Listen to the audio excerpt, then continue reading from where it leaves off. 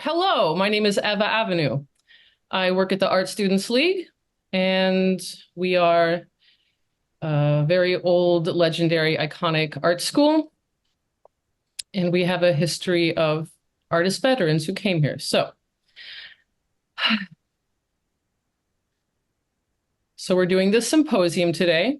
We have a lot of attendees from around the country, and I think we should just kick this off with General Nolan Bivens, the president and CEO of Americans for the Arts. Well, good afternoon, Eva. Thank you so very much. Am I transmitting? That's the first thing I would ask. Mhm. Okay, good. Well, first of all, thank you so very much to the Students League for this invitation to give some opening remarks here. I really am excited about this opportunity, and when Tushar brought it up, it does give me an opportunity to reflect back and think about previous life as a veteran, but also putting it in context of where we are today. So thank you so very much. I am really, really honored to be here. You don't know how much that really means to be participating with you, the veterans around the country, as well as those leaders around the country that are working to serve our veterans in the communities that we have. So I'm going to step through, I'm going to do the 10 and 10 rule, 10 minutes, 10 charts today, and try to kind of give you a little context as I was asked about why am I at this stage and point in time in the arts and why is it so important. But more importantly, foundationally, we don't have arts if we don't have artists. And so to me, irrespective of the persuasion, the discipline, or whatever the case may be, this is very, very important to the work that we do at Americans for the Arts. And certainly that's why I'm so excited to be here. But the added dimension is from the veteran perspective, knowing that we're in light company with regard to that. In about 1875, as I understand, looking at your history, that the Arts Students League, it's been in New York, it's been around teaching and helping talented artists give and bring forth their skills, whether they're in the visual, printmaking, sculpture, whatever it may be. And I want to anchor on that word skills because when I found that word in your website, it really made me tickle a bit because I think at the end of my conversation, you're going to find out that I really believe that this thing that we're talking about and the value of the military veteran arts network and symposium is really critical of that. So Tushar, would you go to the next one for me, if you don't mind?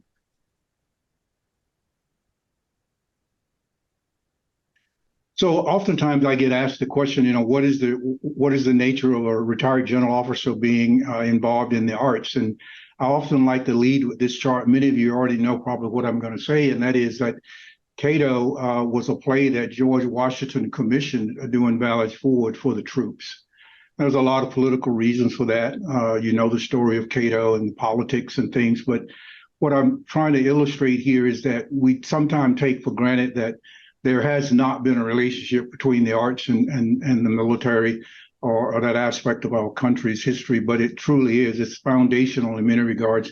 And I give a lot more stories, but this is the one that I wanted to use because as I go to the next chart, when you look at it in terms of today, what has that translated into? I've spent quite a deal of my time in a lot of regions of the world when I was on active duty. And one of the areas that I spent some time in was Latin and Central South America. And I use oftentimes this chart to point out that from a diplomatic perspective right now, cultural diplomacy is really big in terms of military engagement. And the USS Comfort, a Navy ship, is one of those vehicles and platforms that we use to elevate that cultural interaction. Many times this ship would pull into ports and it engaged with countries around the Caribbean, Latin and Central South America. And we'd use, all kind of different skilled individuals to go and be a part of the communities, whether it was art, healing in terms of medical perspective. But as we did those more and more, I began to recognize that there was a cultural component. Just like the doctors came off the ship, we should also be looking at artists coming off the ships and getting into the community and having that cultural impact, because that's also important to our building and strengthening relationships around the world. Next. So this chart I use to kind of say why are we even in this business? I mean, how do we get here? I'm not trying to make people into military strategists today, but it's a simple idea in my mind that one particular military historian talks about the battlefield as a mix between passion, chance, and reason, and he often refers to it as the basic trinity in describing the nature of war. And the reason I use this oftentimes is to talk about what artists kind of really are dealing with, the results of the battlefield, is this idea that when you put this particular activity in motion, which we call war, there's three things that's happening. You're trying to balance what passion is, the people, the way they feel about whatever is happening. And then this whole idea of chance that, you don't really know how things are going to turn out. And you're trying to use reason to balance those in a protect perspective. The reason I really like this point gets to the next chart, and I think the artists in the room may appreciate that today. So if you go to the next chart, so all of that chance, passion, and reason results in something happening. And I think that this particular portrait tells a lot. This is Winslow's Homer's portrait that's entitled "Veteran in a New Field." It paints a clear picture of a veteran returning from war, but it also echoes that still felt understood emotion that kind of comes with transitioning veterans well over now 150 years later. Now, the rich contemplative symbolism that Winslow used here is very, very interesting. I don't know if many of you can see it or not, but what I've always found interesting about this painting, and what I love it, is that in the bottom right, oftentimes folks won't notice what's on the ground. Now, this is the veteran that's returned from the Civil War, to be more precise. And in the bottom right of this picture, you see a canteen. It's a military canteen. And so while Winslow has a lot of symbolism with the sheath here and everything about the weapon, this guy's in a new field now, but he's contrasting it with the battlefield. And what I love about this is that in the bottom right, he's bringing from the battlefield something to him into this new reality. So an artist's ability to capture this kind of, just intuitive nature of what happens in transitioning from that chance, passion, and reason we talked about that just goes on in the regular battlefield, but he comes back. In many ways, this is a slow process of coming back into that aspect of it. Next. And so today's version of that, I use these mask making things is because Walter Reed Military Medical Center, a lot of local arts organizations, many of the leaders on this on the briefing and presentation today are working in this area to deal with veterans in a modern way to help them deal with the trauma, because that's the end game of it. What is that's happening in the lives of veterans? And so as veterans come back, the artist veterans as well as regular veterans, we have a way of telling the story now, and this is just one of the contemporary ways we do it. Clearly, it's all other forms of art that's being captured as well. Next.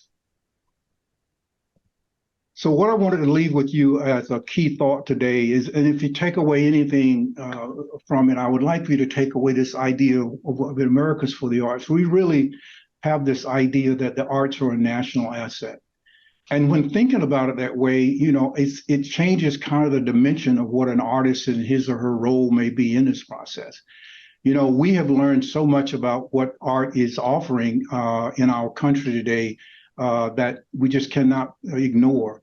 The impact of art and healing on trauma and returning veterans, the way that has been brought back into our healing process in the military has been fundamental. But the arts are also playing that in so many other areas, in our home territory as well. The fact that art can be beneficial to kids now that are suffering from mental causes of health, and then also can deal with those that are dealing with trauma as well, whether it's a grade school, a domestic terror attack or not. But also art has been proven to be very, very important in our economic situation. And I'll transition to that conversation. So I think it's important for us to start thinking of the arts as something that really is a treasure of the nation, and we need to cultivate it and think of it that way. Next, Tushar. Now, fundamentally, though, all the value that we get comes from a lot of public funding. So Americans for the Arts is definitely engaged day to day of trying to make sure decision makers at the federal level understand the value of the arts, the importance of the arts, and how it contributes. The GI Bill is a very interesting bill because it was one of those things that started an activity of recognition and value of our veterans and also supporting them post-conflict. And that kind of correlates back to that cultural diplomacy chart I showed with you earlier. But the bottom line in all of this is that the artist is a part of our economic fabric, and what we do should be considered as that. When you think of it from the military perspective and the prior service that one may have had. And this kind of started, I think, a record. This bill has caused so much opportunity, education in economics, entrepreneurship. All these things grew out of the visionary aspect of being able to resource and give veterans assets that they can use once they return from conflict. And that's very, very important in our discussion every day. But it's changed a little bit. Go to the next chart, Tushar. I think what's happening in the evolution of this, and particularly veteran artists can play a role in this from an advocacy perspective, but just all organizations. Long has been the model that, when you look at a veteran or you look at someone's military service, you recruit them, you retain them, and you retire them, right? I think now as we move forward, certainly in my conversations, is that you still need to recruit, but we need to focus on resilience and artists and artwork to help people have resilience, like in trauma. In those cases like that, we're learning and value that this is something that our servicemen and women need to have as a part of their service. But rather than retire them, I think it's important to think about reintegrating them, that transition aspect of it, because they're bringing something back to the society that they left. So it's not an aspect of, many times thinking of as retirement. It's how do I take those skills and those abilities and the knowledge that they have, either than as an artist to tell the story of our country. And I think that's where I kind of land a great deal on this. And just by chance, next chart, I looking at the daily news, and I didn't create this, by the way, but to really drive home the point that when artists come back and they work as artists, this is an economic aspect to our country. But this is the Dayton Daily News from today. And you see juxtaposed on the article in this front page is this idea of jobless rate falling, the lowest rate in over 2 decades. And we know that artists have had that challenge of getting and returning to work out of all the populations, right? And yet juxtaposing it to this recent study we just did, Americans for the Arts did, that shows the arts and cultural pivotal economic driver in our region. So now when we economically think about this, everything that we do to advance and further the work and employment of artists is also helping the economy in a brighter way as well. And I think my last chart, 10 and 10, would be to leave you with this thought that Mariangelo really motivates me on a day-to-day basis and always has, even before I became the leader of this organization. It has to do with creativity. That's what our veterans bring back, whether it's as an entrepreneurship, starting a business, whether it's as an actual visual artist, whatever it may be, they are bringing a sense of creativity back. And that's what we want to try and make sure we use up. And as she says, the more you use, the more you have. I'll stop there. I hope I didn't go too far in time, but I thought those will be some opening comments that may be worthy to share with you today. And I hope they have been fruitful. Nolan, thank you so much. That was so beautiful. I love that the more you use, the more you have. That was perfect. Thank you. Tushar, you were going to tell us about arts advocacy, following up from where Nolan left off. I am. I'm just trying to, I have a little slideshow here of my own, just a couple. I will not bore you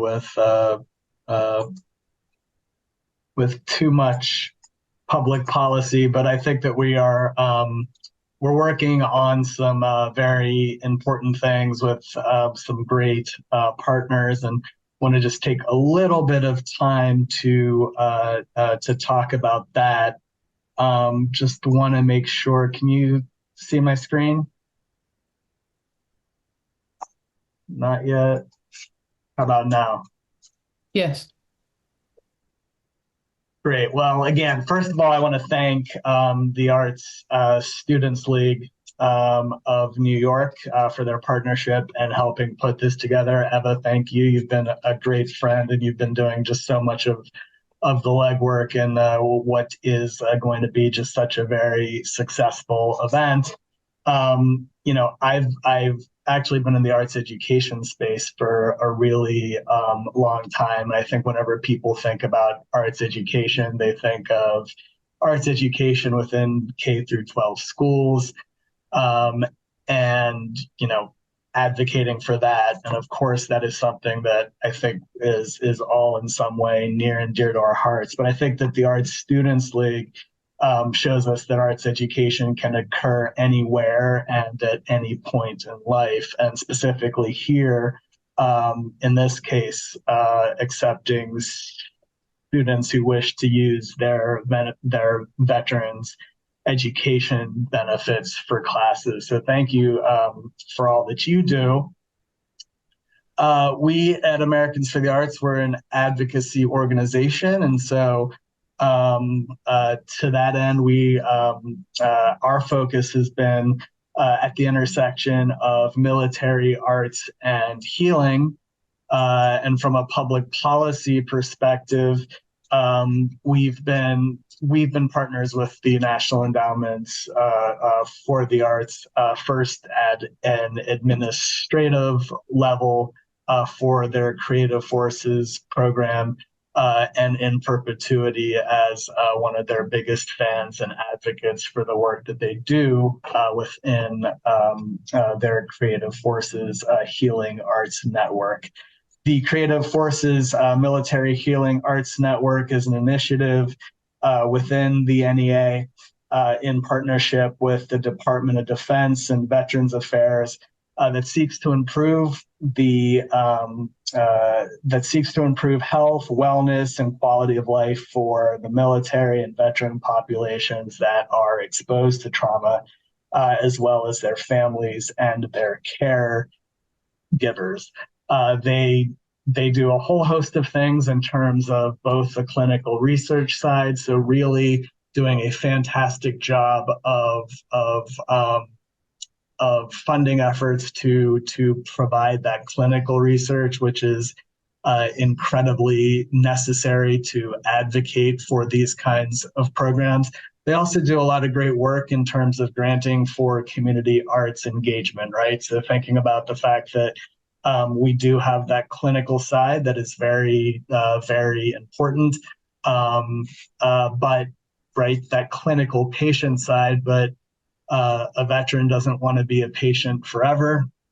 And so there's that community arts engagement side that the National Endowment for the Arts does so well through granting. And the department, again, they work very closely with the Department of Defense and as well as the Department of Veterans Affairs. But the interest has really grown to a point where both agencies are really looking to house some of these initiatives within their own departments, to help with things like efficiency, maybe not having to always go through cross agencies. And so to that end, we've been working with both the Departments of Defense and the Department of Veterans Affairs on community arts engagement, trying to establish a community arts engagement program. Last year, we worked with many of our arts advocates across the country to secure $10 million within the Department of Defense's NICO. NICO stands for National Intrepid Centers of Excellence. This is their brain research hub, and really, helping to secure that money shows that, helps to show that we think that the Department of Defense is taking, clinical arts therapy seriously as a therapy that can be highly effective for active service military. And so what we're trying to do is expand that to the community and arts engagement space. And we are advocating for $10 million within the Department of Defense's Morale, Welfare, and Recreation Office to support that expansion. And so what that would look like is a grant program where whether it be arts organizations, whether it be veterans or military organizations that focus on wellness, a grant program that they can apply for to help active military service members in their community. We're similarly doing the same thing at the at the Department of Veterans Affairs, asking for $10 million to do that same kind of work. Again, it can be an arts or organization within a particular veterans community. It can also be a veterans advocacy group who wishes to do this work. And we're, again, advocating for $10 million there. One of your speakers, Omar Columbus, has been very instrumental in helping move these efforts through Congress. So we thank him for his excellent work. And lastly, I'm just going to leave, we are in arts advocacy organization. So I always need to leave with a call to action. I will also drop this in the link, but if you are interested, we would love your support with our voter voice campaign for two initiatives. You can support NEA funding this year to have level funding from last year. The National Endowment for the Arts received historic funding increases last year. We want to maintain those increases this year.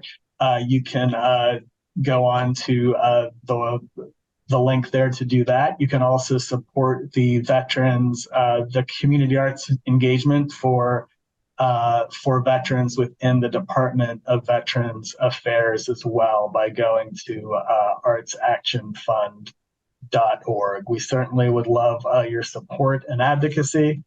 And with that, I am going to turn it back over to Eva. Thank you, Tushar, for that great information. Following up on the wonderful opening from General Nolan Bibbins. It's such an honor to have you both here. And I see that our executive director of the Art Students League, Michael Hall, is in. And I'd like to turn it over to you if you'd like to say a few words. Oh, great. Thanks, Eva. Thank you all for just attending this very special program today. And I'm Michael Hall. I'm the Executive and Artistic Director of the Art Students League of New York. I've had nothing to do with this. Eva has been handling this so wonderfully. So that one just know great work on what you've been doing here. I won't take up too much time in this wonderfully full program. I just want to make note that our engagement with the Veterans Association it's just so important to the Art Students League and our long history together, and it speaks to the power of what access to the arts can truly do for a person, as well as the impact on the rest of the world. Everything you've both spoken about, the healing and therapeutic benefits to our veterans community, it's immeasurable. We're aligned with this program for decades, and with active veterans studying in our studios to this day, some we'll hear from later today. And we simply look forward to a much longer engagement in our history and supporting veterans at one of America's oldest art schools. Thank you, Michael. Glad you're here. No, I'm pleasure to be here. Thanks for inviting me. Sure. And I see that our Veterans Commissioner for New York City, James Hendon, has come. It looks like you're driving. And Yeah. Hey. yeah, would you like a few moments to speak? Yeah, I'll just be brief. Yeah. No, thank you so much just for allowing me to participate and just to be with you today, for the symposium. And before I just want to especially, acknowledge, by name, Michael Hall, Artistic and Executive Director for New York Art Student League. Also want to call up Eva Avenue, Director of Student Outreach. I want to acknowledge, from Americans for the Arts, Nolan Bivens, President and CEO, also Director of Public Policy, Tushar Swain, and just everyone who's here right now. When I thought about what I contribute, as you all are in this symposium, um, first off, we thank you for what you do to create, as far as everything you do to go the extra step in working to express yourselves or to leverage expression as a tool to move people and to change minds, to change the world. So we appreciate that with you. And I just say that as someone who's not a natural creator like all of you, what I can't help but think about is the need to continue to take care of yourself. I feel like so many times we put so much pressure on ourselves. We put so much in our own kit bag that we forget about just us. And I truly encourage you to continue to do everything you can through your journey as artists, to continue to, be mindful of you, as far as not just being in tune with yourself, but taking advantage of everything that is available to you. So, recognizing that, we have folks here who have taken the oath, who are, members past and present of the Army, the Air Force, the Navy, the Marines, the Coast Guard, the Space Force, leverage those resources available to you as veterans. And as someone who is in the veteran space, know that we as a city organization focus on things that deal with healthcare, housing, benefits, culture, education, and employment. And, we ask you to reach out if you need anything from us. The New York City Department of Veteran Services can be reached at nyc.gov/vets. Meanwhile, more broadly, even if you're not coming out of New York City, because I recognize this is a broader group of people, we're happy to connect you with others that do this same work, as far as public and private partners who can help you. And so I guess my main message today to those who are here is to not forget about yourself. You put so much on yourself, or the world puts so much on you. You shouldn't forget about you, as far as taking care of things and getting benefits and other things that you've earned. Another thing I'd add to that is to just try as best you can to be a light to others. When you come across our brothers and sisters who may not have certain things accounted for or aren't taking advantage of certain opportunities, I ask you to do what you can to help them as well and point them in the right direction. Just by virtue of what you do as artists, because you sacrifice so much, yet you have so much influence and you lead. And never forget that you are leaders, not just through your identities as veterans, through your identities as creators. And so with that comes much responsibility. And so I just encourage you to continue to deal with self-care in all ways, shapes, and forms. Take advantage of everything that you've earned that's available to you. Leverage folks like us to help you help yourself with that. And also be a light to others. Whenever you come across one of our brothers and sisters who you feel is not taking advantage of something or does not know about an opportunity or a benefit, please just try to put them onto it.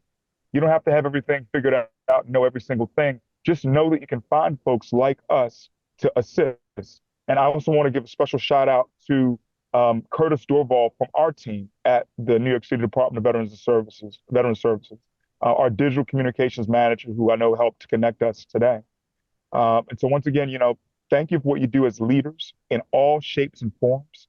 Please don't forget yourselves. Just if you forget everything I say, please don't forget to take care of yourselves. And then, once you get that mask on yourself, as far as the gas mask on the plane, be sure to help others. And like I said, we can be reached at nyc.gov/vets.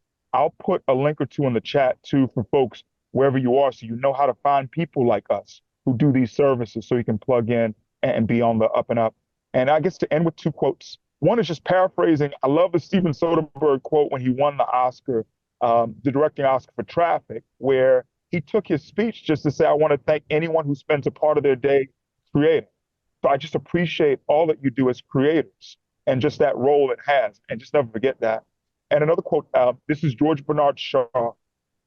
A life spent making mistakes is not only more honorable, but more useful than a life spent doing nothing. Once again, I say again, a life spent making mistakes is not only more honorable, but more useful than a life spent doing nothing. It's such an upward zigzag that you're in as creators. And it's so fulfilling what you do, though, and how you impact others, and just how how much you mean to the rest of us with these actions. And so I just wanted to leave with that quote. God bless you. God bless the city of New York, and God bless America. Thank you. Thank you so much, Commissioner Hendon, for that. It is an upward zigzag, and thank you for bringing your light to the symposium today. Lindsay Bones Cordero, I understand that you are here on behalf of Keith Jeffries for the USVAA. Yes, that is correct. Thank you so much, Eva. Hi, everyone. My name is Lindsay Cordero. I go by Bones, and I am standing in for Keith Jeffries today, the Executive Director of the U.S. Veteran Artists Alliance. He sends his apologies that he was unable to attend, and he asks that I share the U.S. Veteran Artists Alliance mission with you. For anyone who's unfamiliar, the USVAA is an award-winning, multidisciplinary, nonprofit arts organization founded in 2004 by military veterans and artists. The USVAA provides opportunities for veterans engaged in the creative economy by highlighting the work of veterans in the arts, humanities, entertainment industry, along with the contributions veterans have made to the rich cultural history of this nation and world since the Revolutionary War. The USVAA networks with veterans, artists, supportive individuals, and organizations within the arts and veterans communities to find funding and support for individual artistic projects in theater, photography, film, television, the visual and fine arts, and a wide variety of crafts. In 2019, the USVAA launched Onward Press, a publishing imprint, to provide a platform for writers and artists and to market their novels, graphic novels, comic books, and short stories. I am personally very fortunate to be a colleague of the USVAA, and being a part of this community has helped me feel less alone as I navigate my transition off of active duty. As General Bivens mentioned earlier, it can be a lot to learn to transition from active duty back into the civilian world. And I love being a part of a community of veteran creatives who, one, understand what it means to have served in the armed forces, and two, understand what it is to drive towards a creative career with that same mission-oriented focus and discipline. So if you are a veteran interested in pursuing a creative career, I would personally highly recommend looking into joining the USVAA. Thank you. Thanks, Lindsay. And be sure everyone sticks around for when she talks in a couple hours. Lindsay did the 2023 Veterans Day Google Doodle. So I'm very excited she's here. All right, so I think this will be a great time to play a 12-minute film about some of the history of veteran artists at the Art Students League. It's so interesting. Let's see. Let me share my screen.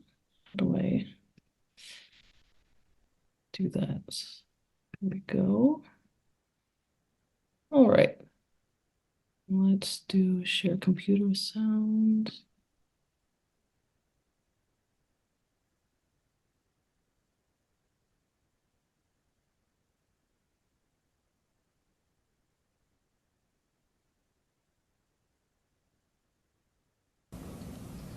We were aggressive we would shoot the 20mm cannon. We would scrape the escarpment with 50 caliber thing. Everything we had was shut the rockets off at the enemy. Nobody could be seen. You don't know what you hit. Right. And you couldn't see death coming at you. Everything was invisible. All you see was planes flying over, these ships over here, everywhere. In Iraq, we were building wooden structures for the army, basically. Definitely, we were shot at. It was mostly indirect fire, like rockets or mortars. Would wake up to a lot of explosions.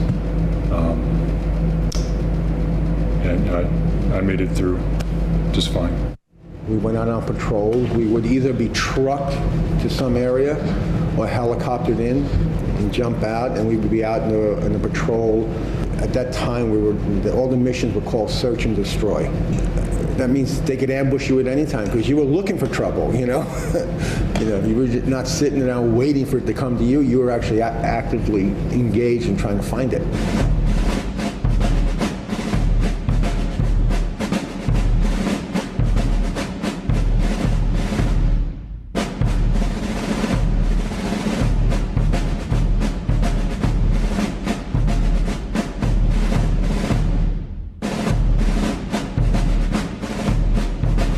Front Lines, the Military Veterans of the Art Students League, features the work of 20 prominent artists who either taught or studied at the Art Students League, plus the work of 40 contemporary veteran artists.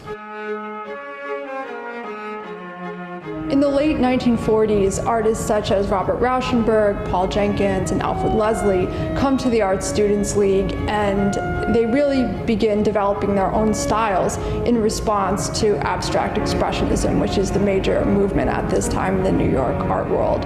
And they are studying here with Morris Cantor. His class is sort of a focal point for many of these artists to begin to develop their own abstract styles. Jenkins begins to sort of pour this very liquid, fluid paint across the surfaces of the canvas.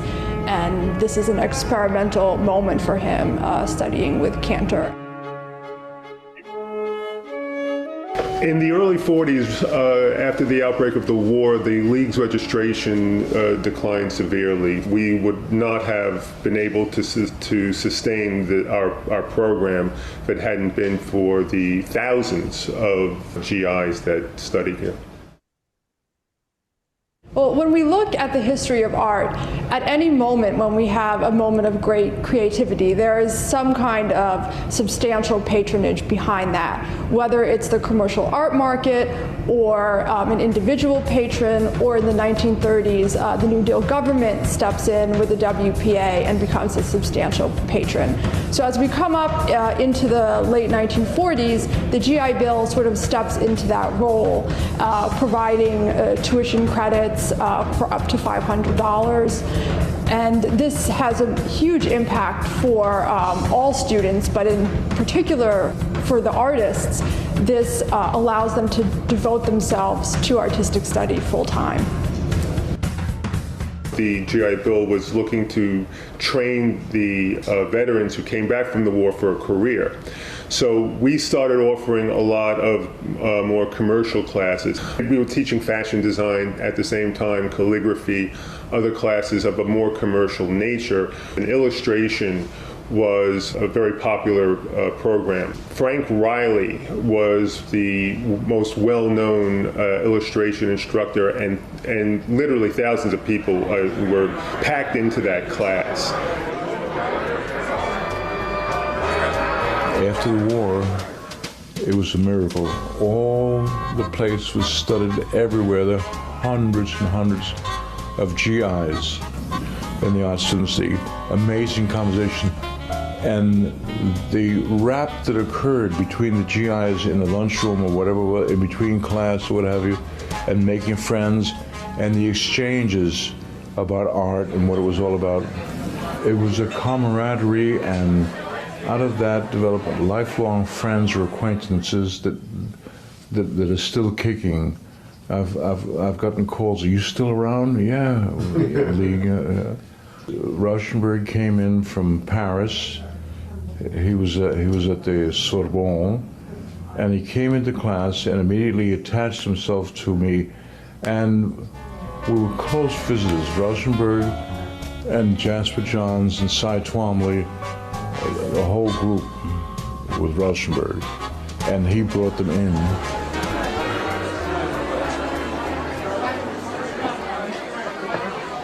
After World War II, 2/3 of our student population were vets. By the time Vietnam came around, that population had lowered to about 10%. Getting out of the service, I remember standing on the corner of 50th Street and 9th Avenue where I grew up. And I remember looking around and saying, nothing has changed, but why do I feel so different? You know, when I got here, the familiarity, I mean, I don't know what it is. Maybe it's one of our senses, the smell of turpentine. The smell of turpentine was like perfume. And the League just made you feel comfortable. And I could draw or paint or sculpt, you know, and everyone was in some way positive. At the same time, all the institutions that had the GI Bill were being reviewed and recertified. And as more accredited institutions began having art programs, the non-accredited institutions began coming under greater scrutiny by the government. It happened during the summer of 1973. There were 90 Vietnam veterans at that time attending the league. And we were informed that we could no longer attend under the GI Bill. In the early 1970s, the Art Students League wasn't in the practice of tracking attendance, and we've never offered formal grading for our classes. And this was a problem in relationship to the GI Bill because the state required those sort of formal measures in order to enable enrollment. We were kind of flabbergasted. We didn't know what to do. There was 90 of us, and we all got together and we talked about it. And some guys wanted to close up Broadway. I mean, you know, some of these guys were, you know, hardcore Vietnam veterans, and you know, do anything to make something happen. We started to get some notice, and we had a show at Lincoln Center, and we were written up in the New York Times, and it was just our call was, we fought for freedom and now can't choose. That was our banner. After weeks of demonstrating, Stuart Clonis, the executive director of the league, gets a call from Nelson Rockefeller that he has a piece of sculpture that needs to be repaired. And in the conversation about finding someone to repair this piece of sculpture, he says, by the way, your veterans can attend. And that was it.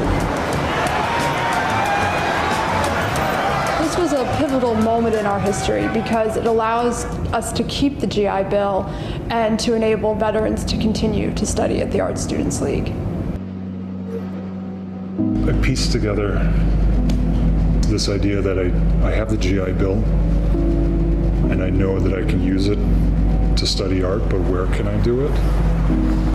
It was just a matter of getting organized, figuring out what it would take to move to New York. It was a big headache coming here, but I mean, there's no other, as you know, there's no other place like it here in the States. I do sometimes look back to that period in my life and wish that I could go back there knowing what I know now, you know, because in Iraq, I would sketch like whatever's on my desk, a bagel or a cup of tea or, you know, nonsense things. I just wanted to get my mind off of where I was.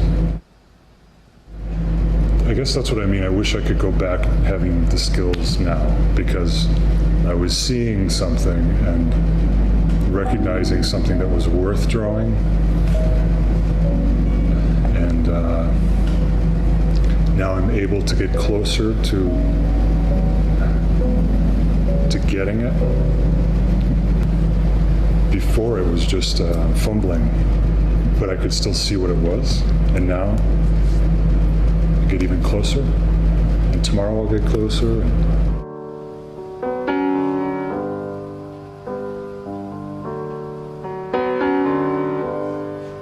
Surprisingly, the effect of the GI Bill on American art is not something that has received substantial consideration. This exhibition on the front lines is really an initial effort to draw attention to the topic and hopefully to spur further investigation into this subject. And I think in the veterans' stories, we can really see sort of a link between past and present.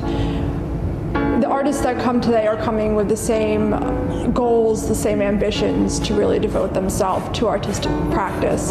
And to offer this opportunity is something that is central to the League's mission, to offer the opportunity to anyone, regardless of their background, who is devoted to pursuing a serious career in art.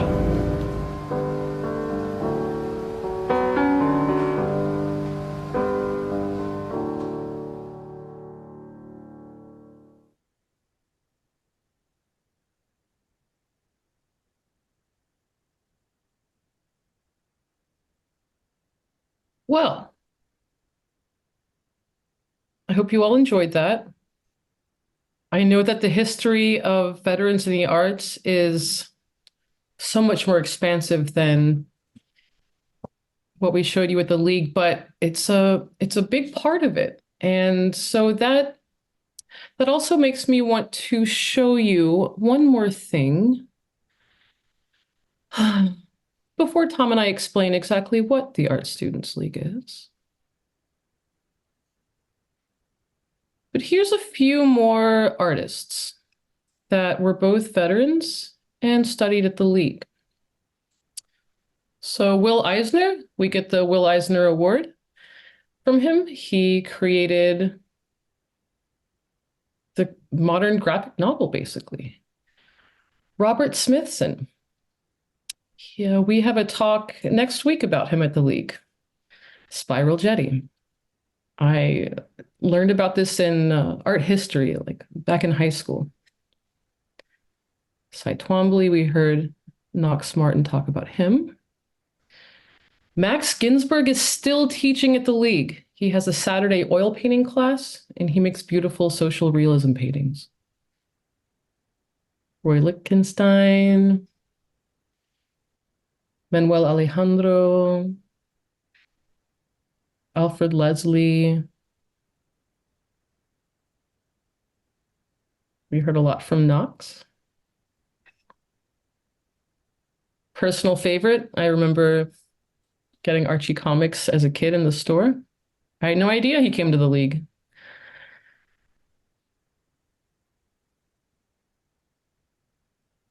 Grand Prize for Painting at the Venice Biennale, 1964.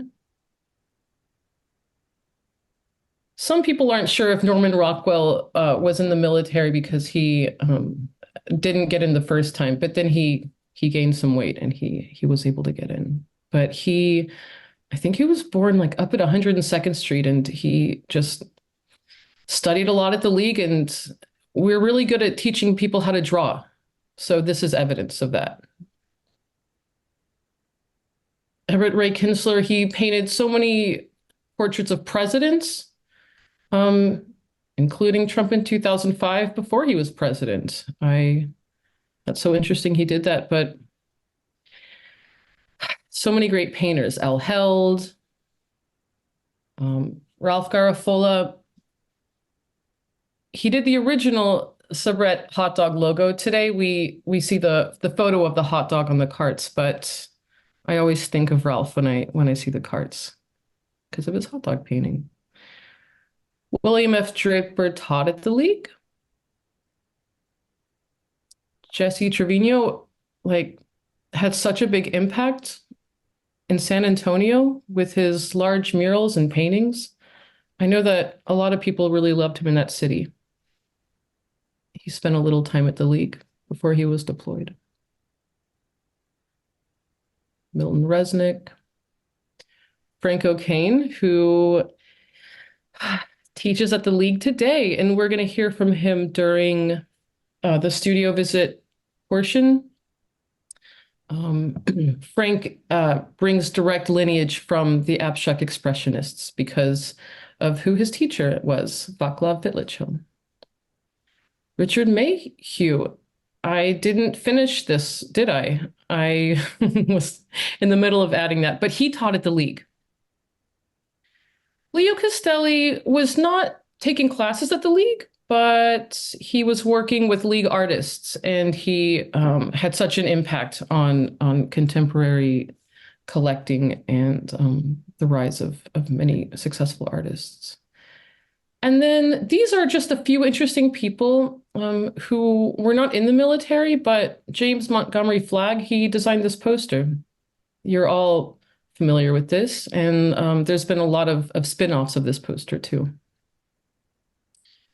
Daniel Chester French. Recently saw a sculpture of him by another artist at the Morgan Library, but yeah, what a powerful, humongous sculpture, which we have a whole sculpture basement at the Art Students League where people learn how to work precisely and scale up to big sizes if they want to do that. Lee Miller. She created these amazing photographs of World War II. She was studying drawing at the League and composition, and she was working for Vogue as well. John Groth, first art director for Esquire magazine. This is just a small amount of the people that came. But Tom, are you here because I could use your help explaining a little bit more about how the Art Student League works? Thank you very much, Eva. That was such a great overview, and I always love seeing that video. That's very inspiring.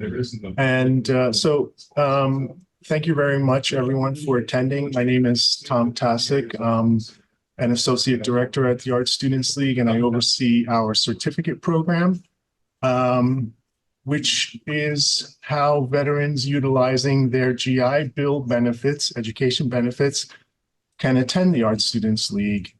And it is by application. So anyone who is interested in using their benefits for studying studio art can apply to the certificate program. And we just have a few requirements for that program. You have to present your discharge certificate. You also have to provide your certificate of eligibility for your GI Bill benefits under the various chapters. We have, since I've been working at the League, which is going on 17 years now, we have always had veterans in attendance at the League coming on, utilizing their education benefits. And the awesome thing about our certificate program is that you get to really study intensively in a studio art environment 5 days a week for 22 hours minimum. That's a requirement in an area of concentration that includes painting, printmaking, or sculpture. You have to have at least some background in art or a very strong interest. And that comes through as part of the application process, which is heavily weighted on the portfolio. And we say that we require 1 year minimum of prior studio art experience before coming to the League full time. But there is a broad range within that, and we evaluate applications on a case-by-case basis.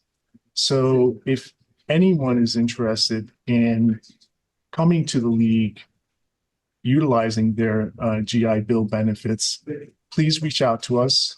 We have information on our website. I will put my email address and telephone number in the chat, so that anyone who is interested in more information can contact me directly. That said, that's kind of a quick overview of the certificate program, which requires a certain level of commitment, right? However, the League, as an institution, as an art school for these past 150 years, going on 150 years, is an open education institution. All you need to start taking classes here is motivation and interest. You can walk through our front door today, sign up for a class, and go directly to that class and start working, drawing, painting, what have you, as a regular student, right? So we would be, we're talking now about coming to the League, not under GI Bill benefits, but as a regular student. And that's because we have monthly classes. The certificate program was specifically designed for the veterans, right? But we have this monthly affordable structure. Right. So the League, thank you, Eva. The way that the League was founded as an art school for artists by artists, as we say. You pay tuition on a month-to-month basis. Our school year is from September to May, 9 months, and we have a summer session. And you pay your tuition monthly. So your commitment is no more than 1 month at a time. However, once you find an instructor or a studio in which you'd like to continue studying, you simply renew your enrollment in that class. And some people continue in the same class with the same instructor artist for many years. And you could do that here, developing, evolving as an artist. The certificate program, as Eva mentioned, was created specifically for 2 cohorts to be able to attend the league. International students who enter the United States on the F1 non-immigrant visa, and also for veterans to utilize their GI Bill benefits, which was so wonderfully articulated by Joseph Rossi in the video, that whole history of how that transpired. Tom, real quick, speaking of history, like, I don't know if people realize this, but that, the Art Students League was built in 1892. So what else is intoxicating besides these monthly classes that only cost like $150 a week or $350 a week, depending on what $150 a month or $350 a month, depending on what you're taking, is that all of these artists that you've seen today studied in this building. So when you're in a studio, like, you just have this sense of like just this very serious and like honorable undertaking that just makes me want to take classes all the time. Please continue. I just wanted to add that. So I think Eva is touching on something interesting, which is that many staff members are themselves artists. I came to the league in 2001 to draw and paint before I became an employee several years down the road. From there, Eva is an artist. Robert, who is on this meeting, came to study painting at the league. To our executive director, artistic and executive director, is a sculptor. So, we plug into this tradition on a daily basis. We're conscious of this here. And I think that on our best days, we love engaging with students and helping students on their journey to evolve as artists. And, going back to what General Nivens and what Tushar Swain presented earlier, the importance of fine arts in people's rehabilitation, in their identity as human beings, and our creative spirit is something that permeates this place. So we hope that, through sessions like this, we raise awareness of what we do here at the League. And certainly if anyone is interested in attending the League, please reach out to us. Thank you. And then I just wanted to clarify real quick before we have 3 more minutes before Omar Columbus comes. And also, hi, Peter Damon. Thank you for joining us.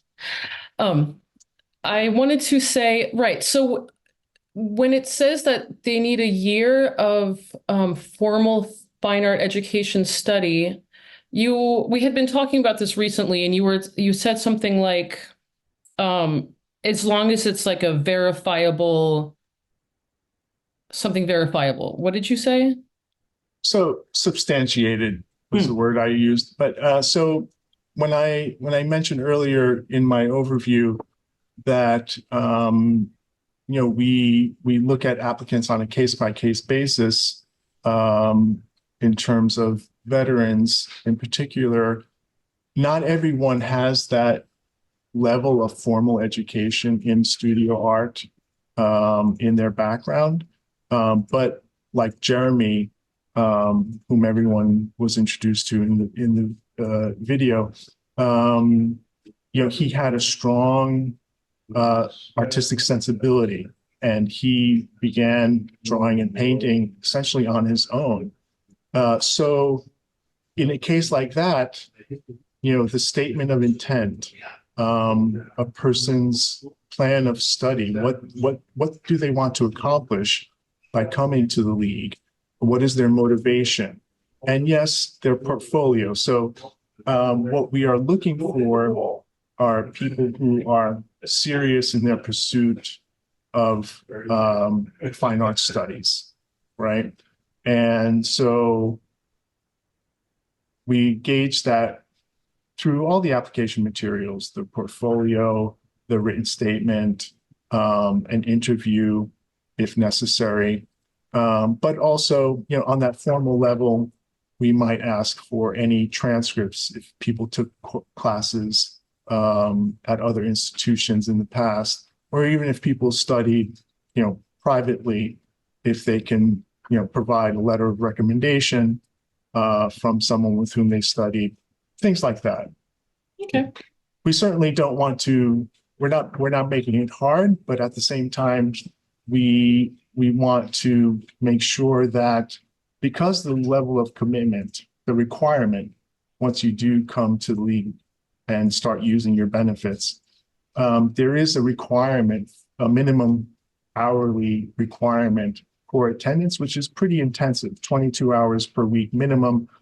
You're going to be here for 5 days a week, Monday through Friday, and then some part-time classes on top of that. So we need to make sure that, that level of commitment is there, that level of seriousness is there. And so we look at multiple factors. Thanks for bringing that up. Yes. All right. So we're going to have a national networking social at the very end of this symposium starting at 3:30. So that's going to be a great place to ask questions. But right now, I'm very excited for Omar Columbus to do a special presentation. You're so inspiring, Omar. I'm so happy that I met you last summer at that Salmagundi show, and thank you for being a part of this. And so I'm gonna hand it over to you. Thank you, Eva. Hello, everybody. Good afternoon. My name is Omar Columbus, and I'm excited to be here today. I love any chance and any opportunity I get to share my story and share my poetry. I'm an Air Force veteran. I served for 12 years on active duty. And after I got off of active duty, I was a changed person. I didn't know exactly who I was or what I wanted to be or where I wanted to go in life. And I'm originally from North Carolina, and I moved up to New York City in 2007 after I got off of active duty. And when I got up there, I was just trying to find my way, and I used my GI Bill, and I went to Brooklyn College and got a BFA in art. And now with a concentration in photography.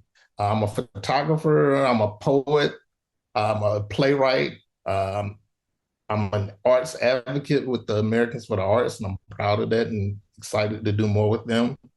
Also, I'm a facilitator. I facilitate workshops with Women's Veterans Empowered and Thriving, and I'm also on the board of Women's Veterans Empowered and Thriving. I lead their all veterans workshop. Most of their workshops focus on women veterans and family members, but they also have 2 all veteran workshops each month, and I facilitate one of those.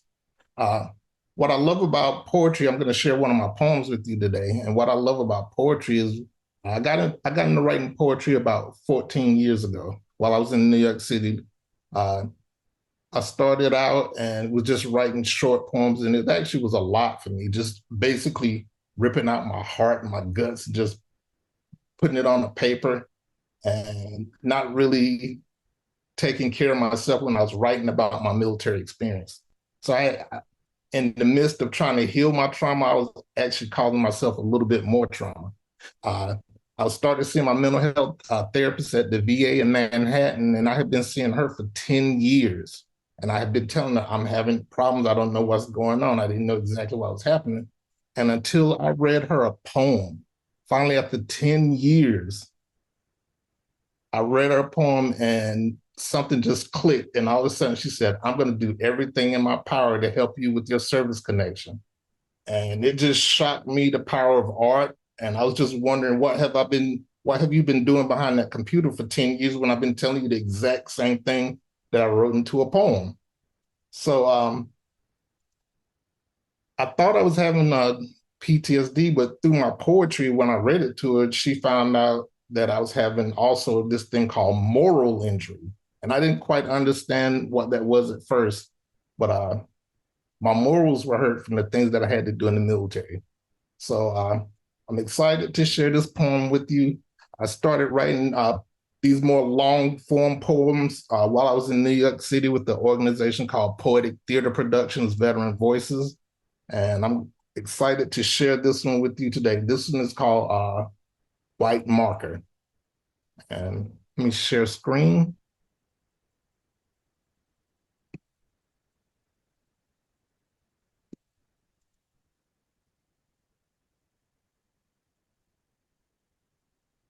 Can everybody see it?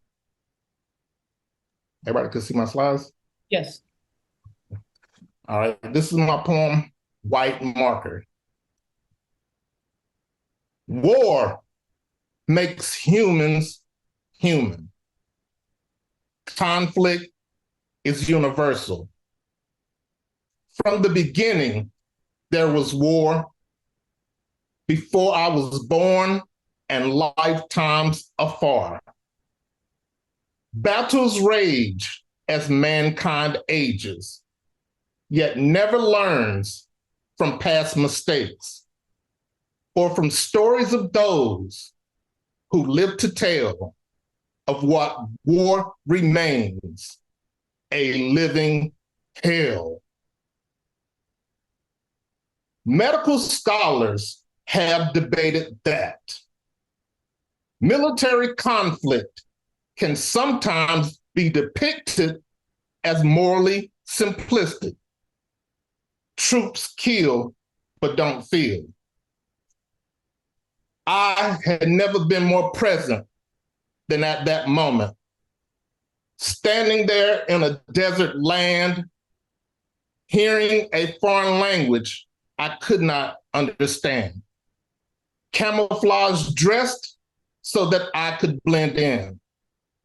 Desensitized to suffering and pain, only a camouflaged heart remained.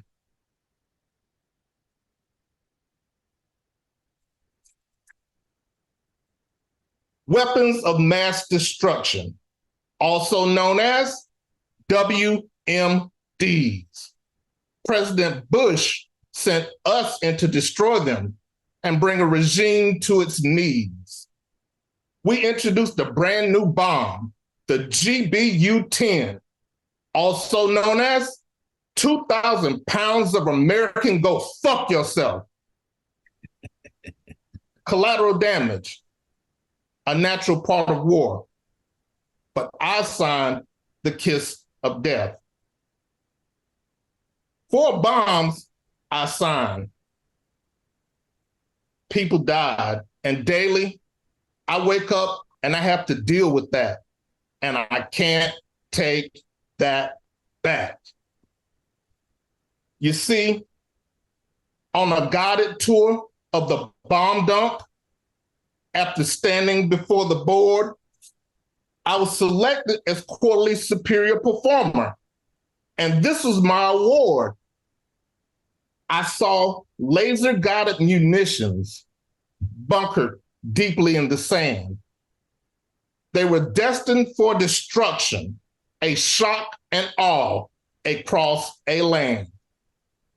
I walked through a sea of elliptic capsules, and from any I could choose, I picked 4 of them and 1 white marker and I wrote Saddam Hussein some news.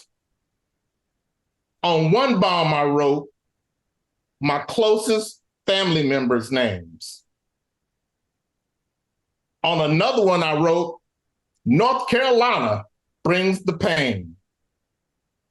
I wrote, greetings, Saddam, not in a letter, but on a bomb, while on deployment fighting war in Iraq.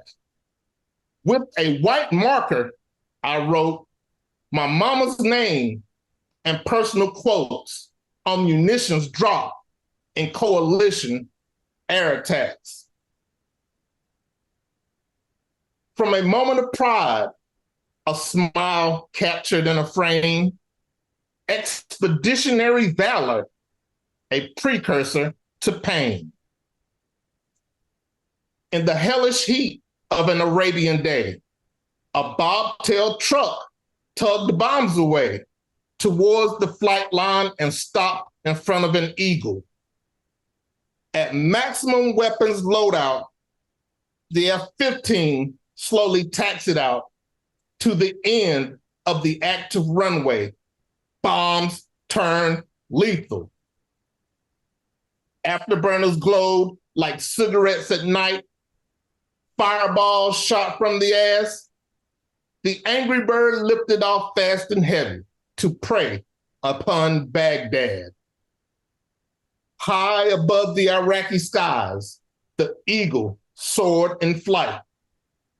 Air controller gave command, time to start the fight. Heads up display. Razor sharp vision. Target acquired, locked on. Initial point, level toss, release bombs. 4, 3, 2, 1. Impact. Target, Saddam's Imperial Guard headquarters. Battle damage assessment, total kill. Collateral damage, minor. Fiery pellets from above made craters in the ground. Debris was scattered through the streets. Body parts were blown around. And those bombs that I signed, jettisoned from the jet. They hit their targets and stole lives. And today I'm haunted by that. I struggle each morning contemplating how to forgive. Myself for writing on the bombs, I autographed the kill. And in the aftermath of the airstrike, the only thing that remained were fragmented pieces of American bomb, and in white marker, my mama's name. My willingness to do whatever to live outweighed my fear to die. But searching for weapons of mass destruction turned out to be a damn lie. Now I have guilt because I survived it, isolating. Comrades did not make it back alive, hyperventilating. My nightmares evolved into daymares. No one sees, no one cares.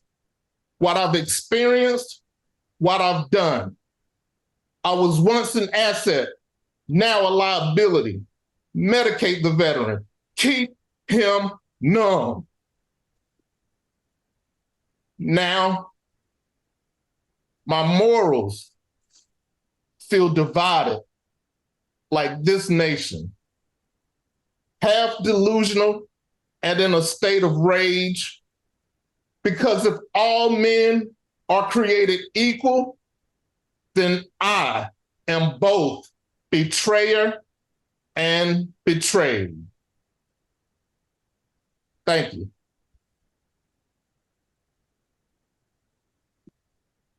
And I'm grateful for, like I said, opportunities like that to be able to share my poetry with others, because this trauma and burdens that I'm working through, they aren't just mine.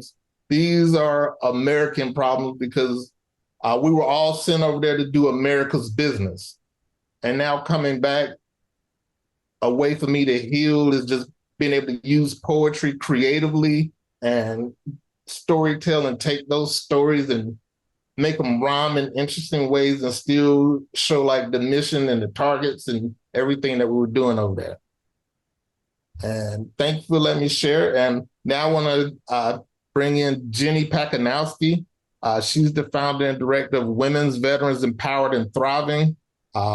She's going to talk about the workshops that we lead monthly for veterans through her workshop, through her organization. Thank you, Omar. Thank you, everyone, for inviting us here to present about our programs as well as hear about yours. I think Omar really described perfectly how coming home and starting to do art and writing poetry, there wasn't always a secure space to do that in. There wasn't a lot of organizations that knew how to hold this space or create this container. I experienced it as well, just ripping myself open and then walking right back out into the New York City streets, not really sure how to put myself back together. So I created Women Veterans Empowered and Thriving for that reason, as well as suicide prevention. Veterans are really great at surviving, but what about thriving? What about empowered through our experiences? So that's why our name is so long, because I was insistent on having empowered and thriving in our organizational name. Our mission is a reintegration program for veterans that utilizes writing and performance to empower them to thrive in their daily life. We guide veterans to reconnect with their mind, body, and soul, and a passion for life. We do this through creativity, compassion, self-compassion, and camaraderie in a non-judgmental space. We empower each other to ascend to the best version of ourselves. So often, many military members and maybe people in the world as they age think the best version of themselves is behind them. So in the workshops that we have, you can write about what you want your new self to be.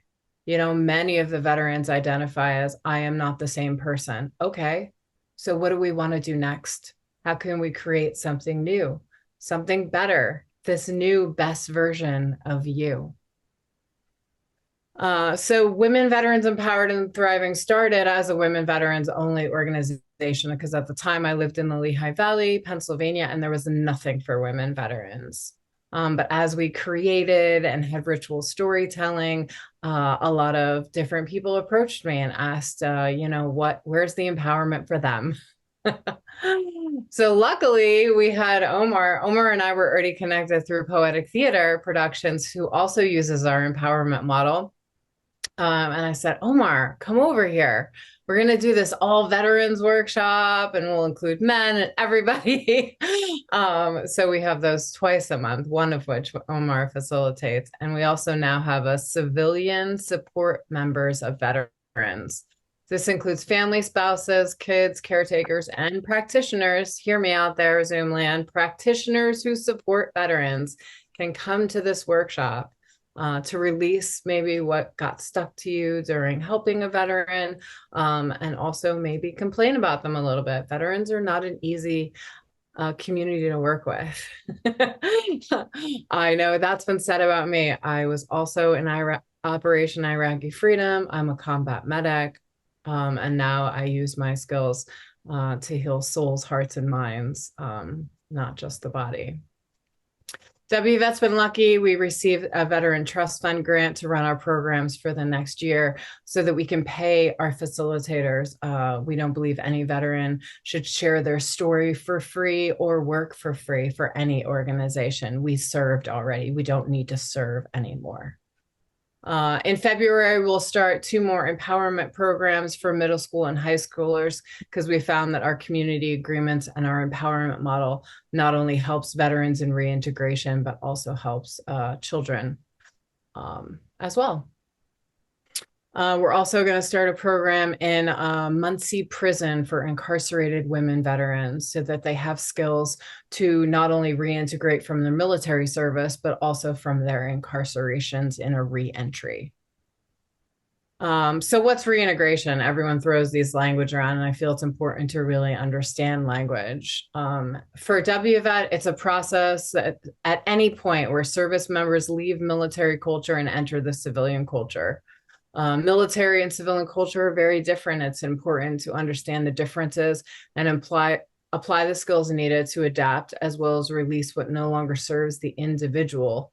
And this is essential to thriving. This can happen over years, and it can be applied during service, such as National Guard and the reserves. Many of our veterans are over 60, specifically the women, because no one has ever asked them what their story is or asked to help them reintegrate. So we also do events such as ritual storytelling and public presentations. We explain the reintegration with this heightened language. Heightened language really brings in the audience, and it's a guide, it's a structure for stories to be held with non-judgment, compassion, and empathy, not sympathy or pity. The military veterans who speak, again, as I said, are compensated for their time, expertise, ability to speak publicly, and invited to release and not relive their stories, but to release them. So I'm going to read you the warrior speech. This is what we do to create spaces for civilians and veterans to speak clearly and hold spaces together, as well as the workshop. Long ago, ancient warrior cultures, such as the Greeks, the Romans, the Native Americans, they had magnificent storytelling rituals of homecoming. Homecoming from military service back to civilian society. This reintegration process of storytelling was essential to the success of how warriors returned home, mind, body, and soul. The civilians that received them listened and shared what happened to them while the warriors were away. It was a reconnection, everyone sharing experiences, reuniting mind, body, and soul as an entire community. The military and society of today does not practice such rituals, and this lack of reunification of civilian and warrior, civilian and veteran, has created a plague of homelessness, addiction, isolation, and suicide. A lot of us don't understand that everyone that enlists in the military are trained to fight wars through basic training, boot camp, whatever the branch calls it. So no matter what our job was in basic training and boot camp, we were taught how to fight in a war. And we were all part of this machine, the medics, the clerks, the finances, the administrative, everyone, infantry. So now we can be part of the solution. So what is the solution? What we can imagine together is building a bridge between veterans and civilians. This bridge of authentic support is built through empathetic listening. First, in our empowerment workshop, sharing stories with people with similar experiences. Then the veterans have a choice to speak publicly or not. It is essential to have permission to say no, which was taken from military members who became property of the US government. The responsibility of the listener is very important in ritual storytelling and the empowerment workshop. We can practice it today. As we empathetically listen non-judgmentally with emotional connection, not internalizing other people's pain or journey. We do not need to carry each other's burden. We can provide skills and secure a space of safety and community to uplift ourselves as we release our burdens.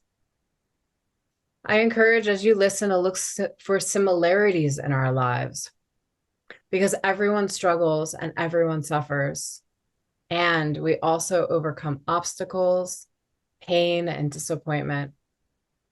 I ask of you, the community, to listen, reflect, and find your own resonations in these stories that you hear, because these are not just veteran stories, they are human stories. So that's what we say at each and every one of our presentations to help invite the community in to learn how to hold the space. I often ask them not to thank me for my service, but to thank me for telling my story. And that was just a quick overview about what WVET does. And soon we will be having another part of our organization, maybe called just Veterans Empowered and Thriving, since we've evolved so much over the last couple of years. Omar, did you want me to read a poem or do you want me to pass it? I wasn't sure what the time check is. We still have a few minutes. Go for it. All right, cool. So I'm the founder and director of WVET, but I am also a poet.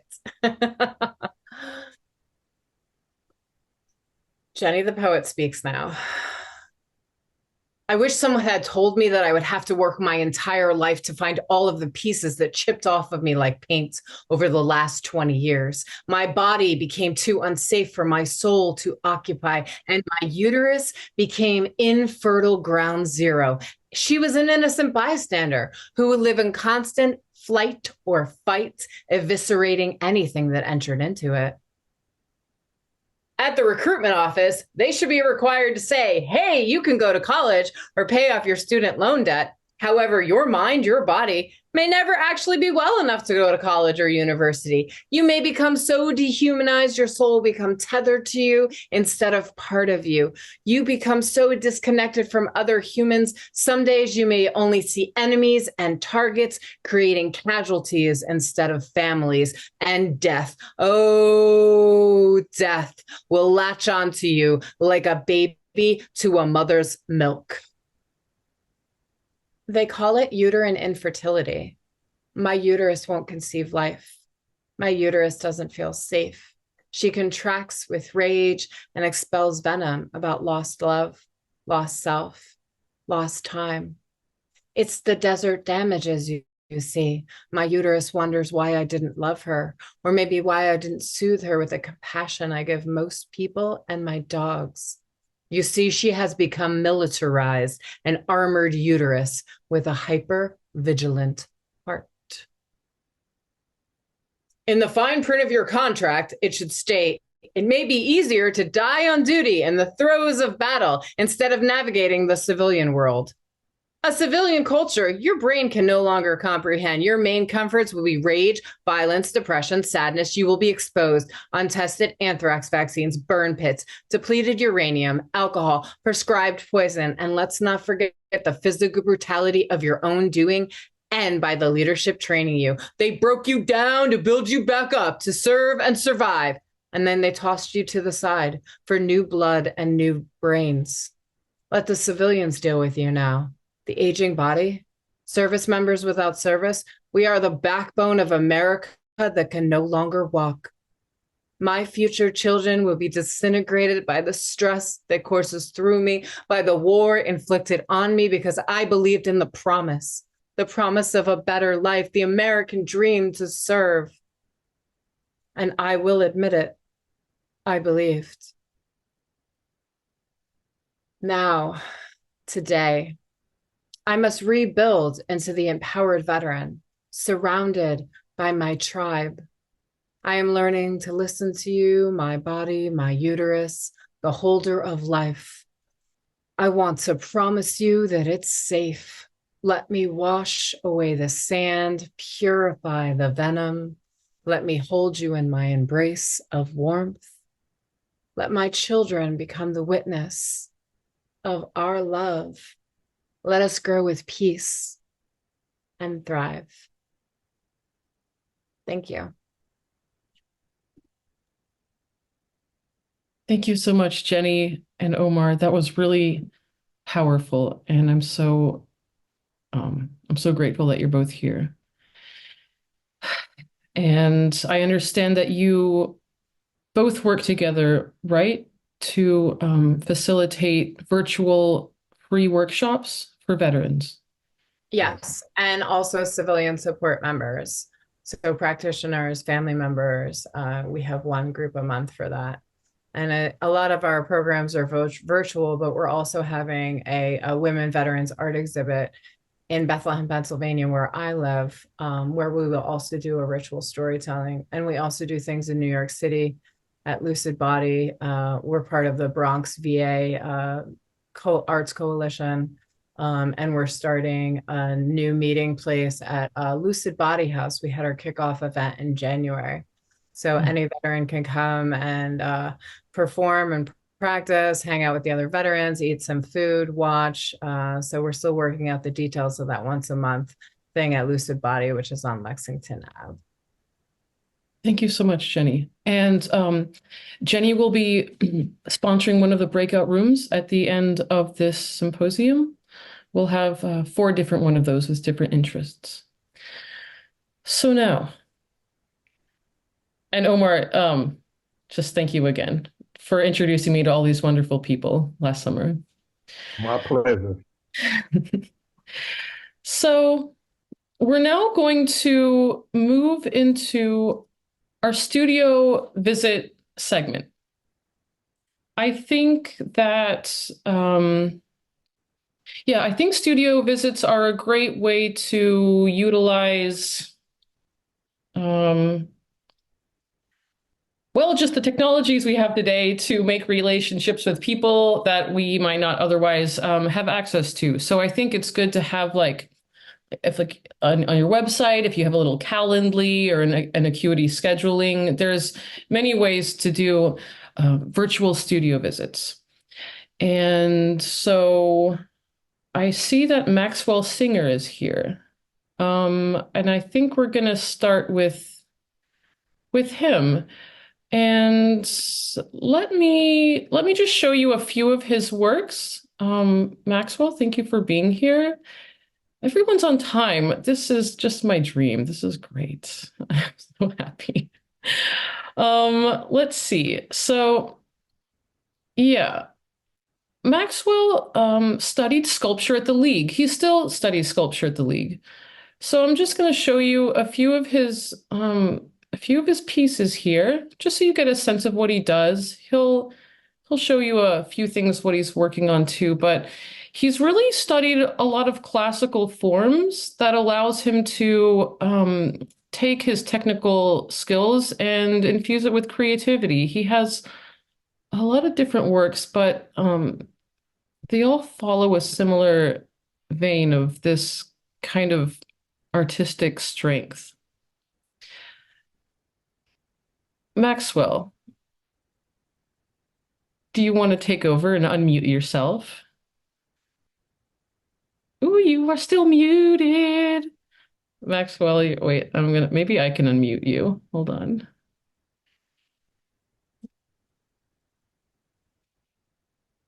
No, you're still muted.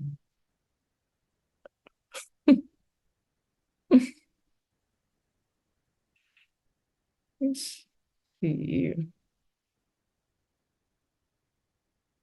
I wish I could just unmute you myself.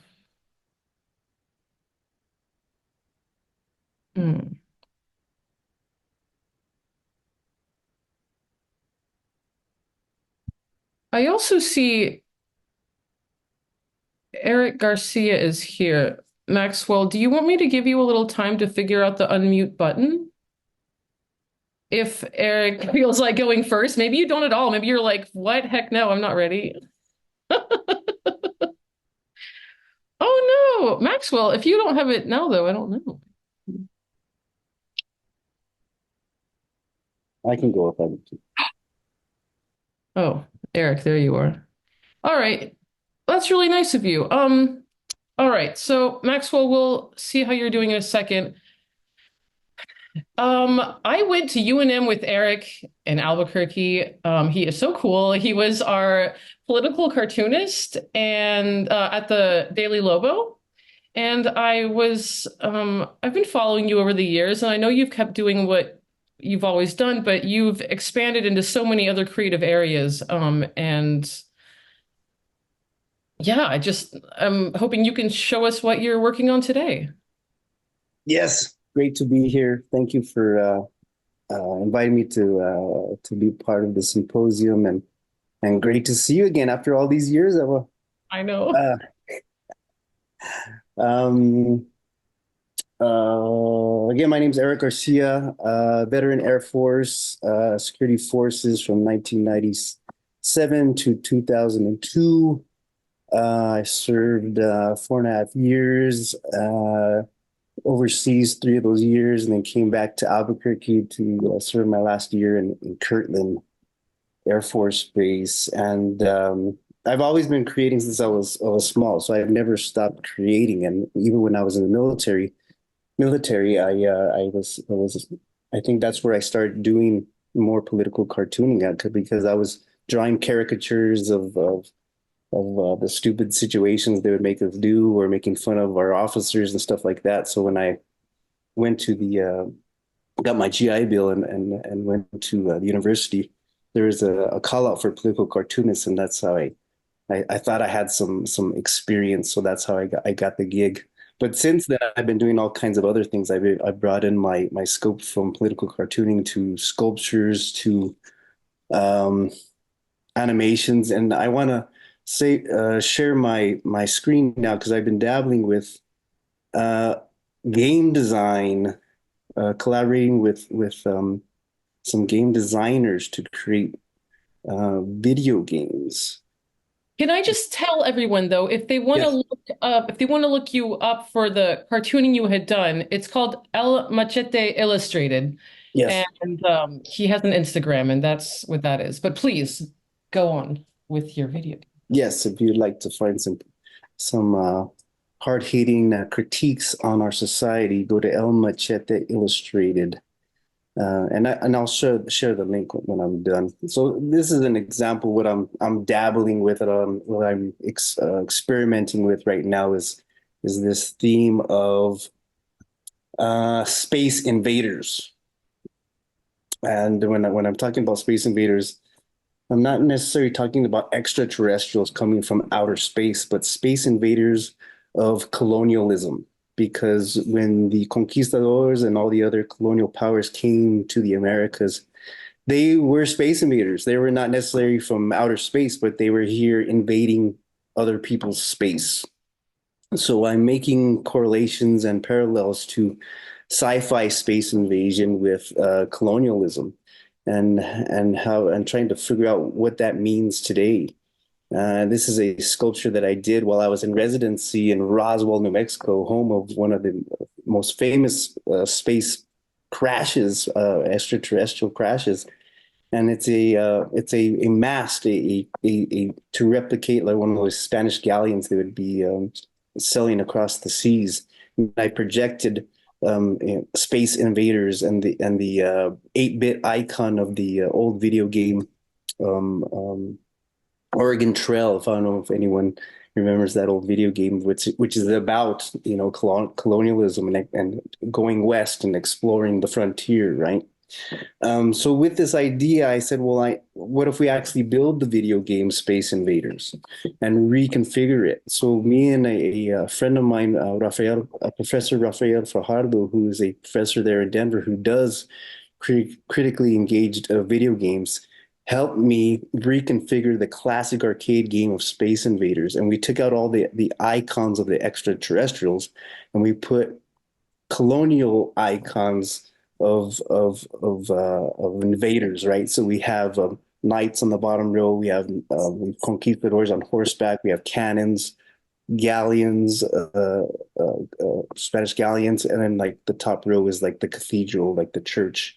And then there's even a special character that you have to hit, which is the crown, one of the top of the hierarchy. And down below, you're this indigenous person with a bow and arrow, and you're fighting in between the pyramids here. So it's the same basic game of Space Invaders, the classic arcade game, but with a new configuration to hopefully engage youth. So it's playable. This game is playable. We're trying to make it free, downloadable for other people to engage with, and hopefully have some more bigger conversations of what this game is about. But the last project I want to talk to, because I know we have only a limited time, is this game called Discharge, which has been in the making for the past 4 years or so with another group that makes politically or socially conscious video games called Plugged In Studio. Plugged In Studio, look them up. So they're working out of Cleveland right now, and we're about to debut this video game in February. I think February 8th is the debut there in Cleveland, where we're gonna show this video game and play it as well. And what it is it's a reaction to the first person shooter game that we're all familiar with and we all have seen has become very popular, that places you in the battlefield, that has you shooting up and killing people and in a warfare setting. This is a game in reaction to that. This is the idea of what happens after that. What happens to the veteran after warfare when they're coming home? And the basic idea is you're the character. You've now been changed mentally and physically. The main character is in a wheelchair, and you're navigating civilian life, trying to go home. And what that means to go back to school. What does it mean when you go to see your old friends? What does it mean when you go to the VA? What is that? And there's puzzles within the game that alludes to all the difficulties of going home or going back to civilian life as a combat veteran, which would even include being deported, deportations. There's plenty of immigrant soldiers who come back from fighting wars for the United States, and now they're deported to another country, to a foreign country that they never lived in. So this game deals with a lot of these different tough issues that we don't talk about, the recruiters won't talk about, that most games do not talk about and show the harsh reality of combat.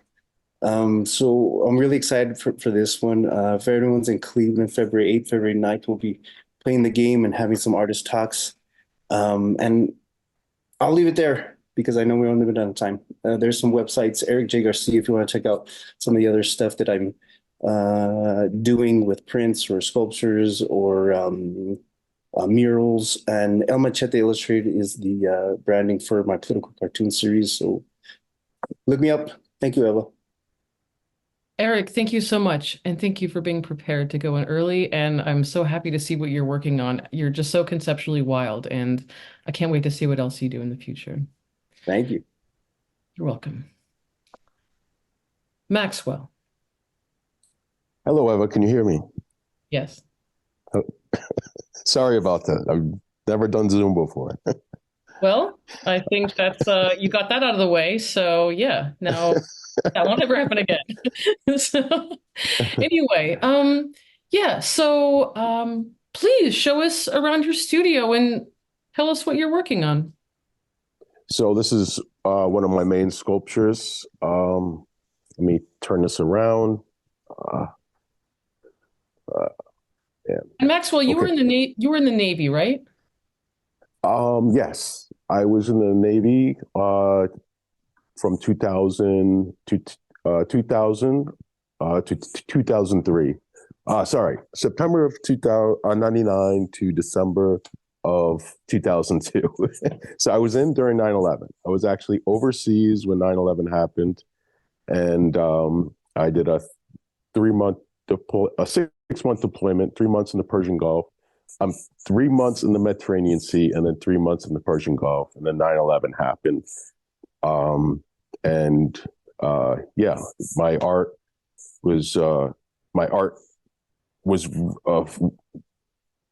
world was really developing and influenced being in Europe when I was in the Navy, and it really influenced my work visiting Rome, and subconsciously without even knowing it. And I'm trying to maybe flip my video around. Okay, did it.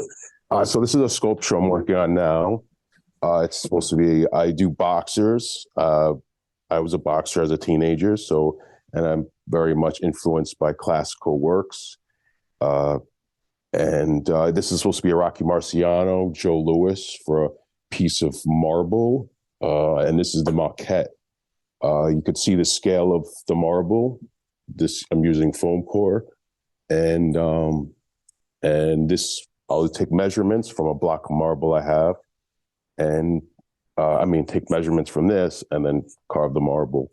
And then here are some other portraits from the Art Students League, and then just a mold, some metal work, and then just rough stuff. I have another piece of marble, black marble. I have other works at home. I have more works. The studio, I have kind of like multiple studios, so I could fill up more. So were you in Italy at all? What is your relationship to like these forms? So yes, I went to Florence, Italy in 2005 and 2007 while taking undergraduate classes. And my father's an artist, and he was invited to the Florence Biennial, and I went with him, and I, like an idiot, not knowing that David was there, and I was took that all in while I was rediscovering my artistic journey at Hunter College. And it all just came together, and I found out I was a sculptor in ceramics, taking ceramics classes. And then graduating from there, someone told me about the Art Students League, and ever since then, I've been at the Art Students League and really developing and maturing and letting my creative world just take its own way with my work. It's a great place for me to just explore and develop. Yeah. Thanks, Max. Well, I wish that we had like so many hours to deep dive into everyone, but I have to cut you off now for the next sculptor. But yeah, thank you for showing us your work, and yeah, I know that you just work obsessively all the time. So good luck, and I hope you get next. Thank you so much for having me. Thank you very much. Sure thing. I see that Ron Erickson is here. Ron, can you unmute yourself? Yes. Hi. Can you hear me? I can hear you. I'm excited that you get to be here because I know that you follow El Machete Illustrated on Instagram. I know. And I know that you were also... I follow lots of people. Yeah. Nice.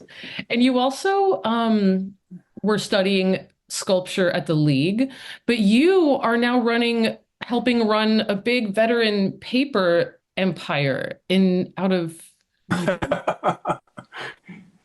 yeah. And you guys have like residencies, and can you just tell us everything in 5 minutes? Exactly. Yeah. I got volunteered, I suppose, to become the program manager at Frontline Paper. At the time, we had just become Frontline Paper. We have a history. We were called Combat Paper New Jersey. So we were born out of the Combat Paper Project, which was started by Drew Matot and Drew Cameron. And what we do is we run workshops where we deconstruct, run workshops with veterans. And we deconstruct our uniforms. We reclaim them as paper. And then we tell our stories on that paper. And so, I'm sorry, I just got this ring thing at home, and so I don't know if you hear the ring ringing. Yeah, it's like a beautiful bell for people walking in. Yeah.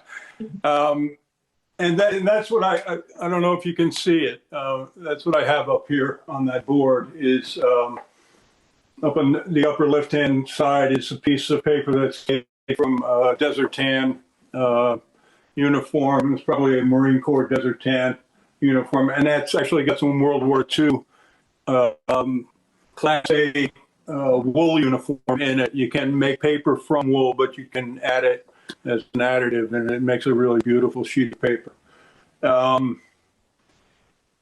The idea is that every veteran has a story. We get people that come in and say, "I'm not an artist," and our studio manager Walt likes to tell them, "You may not be an artist, but you have a story to tell, and we're going to help you to tell that story." And so a lot of what I've got there up on the board is what we call pulp prints, and so we can make a silk screen from an image that you might provide, or we have stock screens. And so we'll make a sheet of paper, then we'll take that silk screen and lay it on that freshly couched sheet of paper and spray finely beaten pigmented pulp through it. And that can become the basis of a piece of art that you're going to make to tell your story. So you teach people, you teach veterans how to make paper there, right? But you're like also a printmaker, so it all really is so generative, the whole system that you have going there. Yeah. So there's our etching presses. I'm in the main studio right now at Frontline Paper, and it is the home of the old Printmaking Council of New Jersey, and they gave Combat Paper New Jersey a home back in 2000, and I believe it was 11.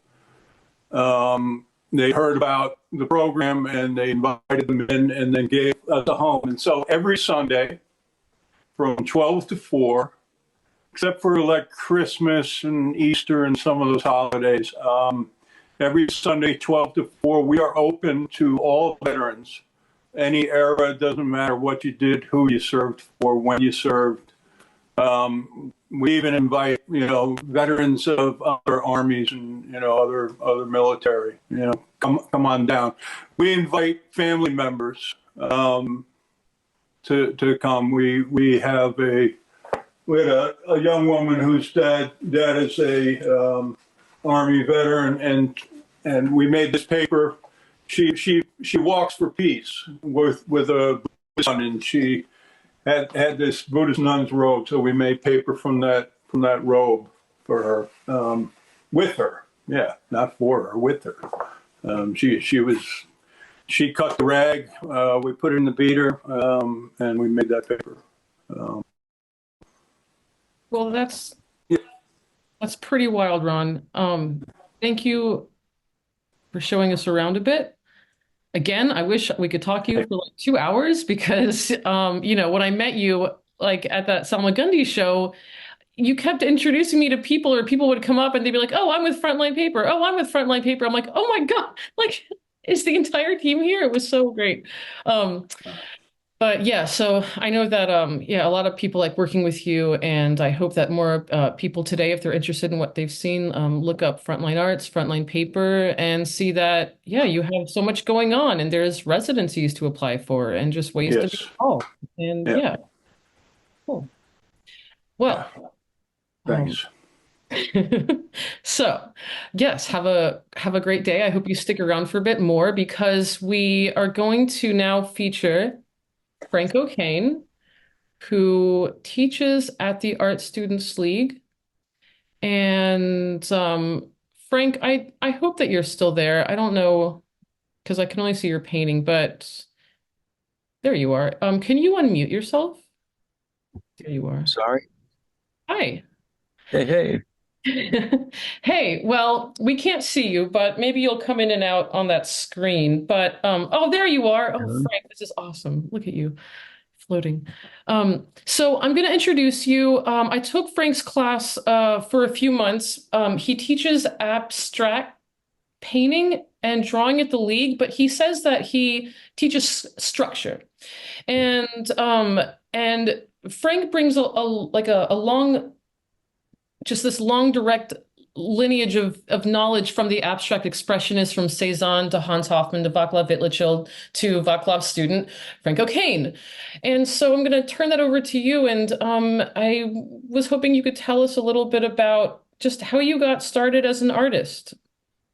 Yeah, that story is very peculiar. I was in the Air Force for 4 years, and I was stationed 14 months in Saudi Arabia. So I was pretty much, when I got out, I was pretty much isolated from the world in general. I had no relationship to anything.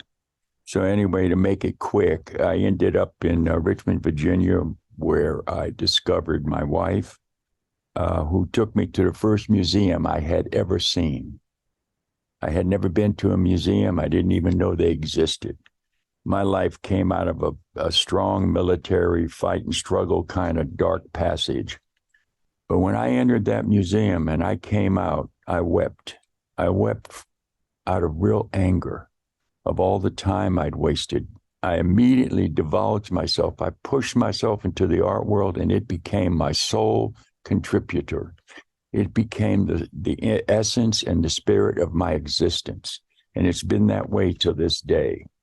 I find art is like the savior of everyone and anything who will give it the time to allow them to expose themselves and their lives through a page or a sculpture or a print or whatever method they choose.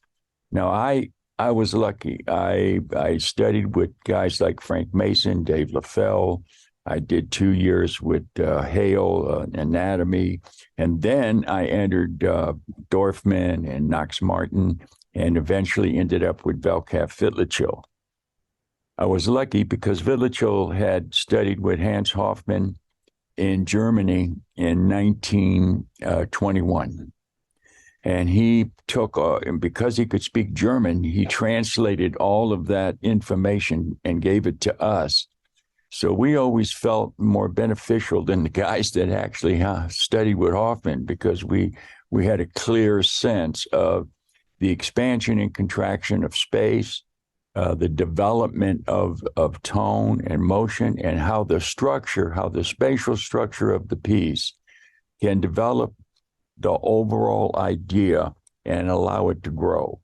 And it didn't matter if your first 10 paintings didn't work. It was the idea of keep functioning, keep changing, keep evolving. Now, the two basic elements that became strongest was the idea of color and the movement of that color through space. And it took me 4 years to get there. So I've been very fortunate. The League became the absolute, complete learning place of my life, because the instructors there were all professional. They were all pushing us to do better. There was no worry about your time. You just went in there and you worked. It was the swinging of the brush and the execution of the paint. And that's pretty much the whole history of my life, very simply done. Thank you, Frank. That's time, and I'm so glad you were able to join us today. Thank you for coming. I hope people will look you up online. Frank O'Kane, he's always painting. Even when he's teaching in class, he's making big paintings, and yeah, I'm glad you could be here today and tell your story. And yeah, there's a great 45-minute piece where Frank O'Kane is talking about a show. It was your teacher's show. And yeah, I don't know. I think if you just like Google Frank O'Kane Art Students League in YouTube, like probably it'll come up. But that was a really transformative video. Like I know people who've signed up for your class just because that video exists, because it's like, wow, what is Frank talking about? Like this is like, who even says these things anymore? It's just so, yeah, it's just so both old school and refreshing, like just your knowledge on painting. But so for now, we're going to move on to our last studio visit of this segment until we turn it to Pete to talk about galleries. But for now, we have Lindsay Bones Cordero, who I reached out to because she was the 2023 Veterans Day Google Doodle artist. Lindsay, Please, Hi. yeah, tell us what you're working on and maybe how you got Yeah. the gig. Absolutely. Hey everyone, welcome to my studio space. My name is Lindsay Cordero. I go by Bones. I'm a published author, illustrator. I'm an artist. I'm an Air Force veteran, and I'm currently based out of DC.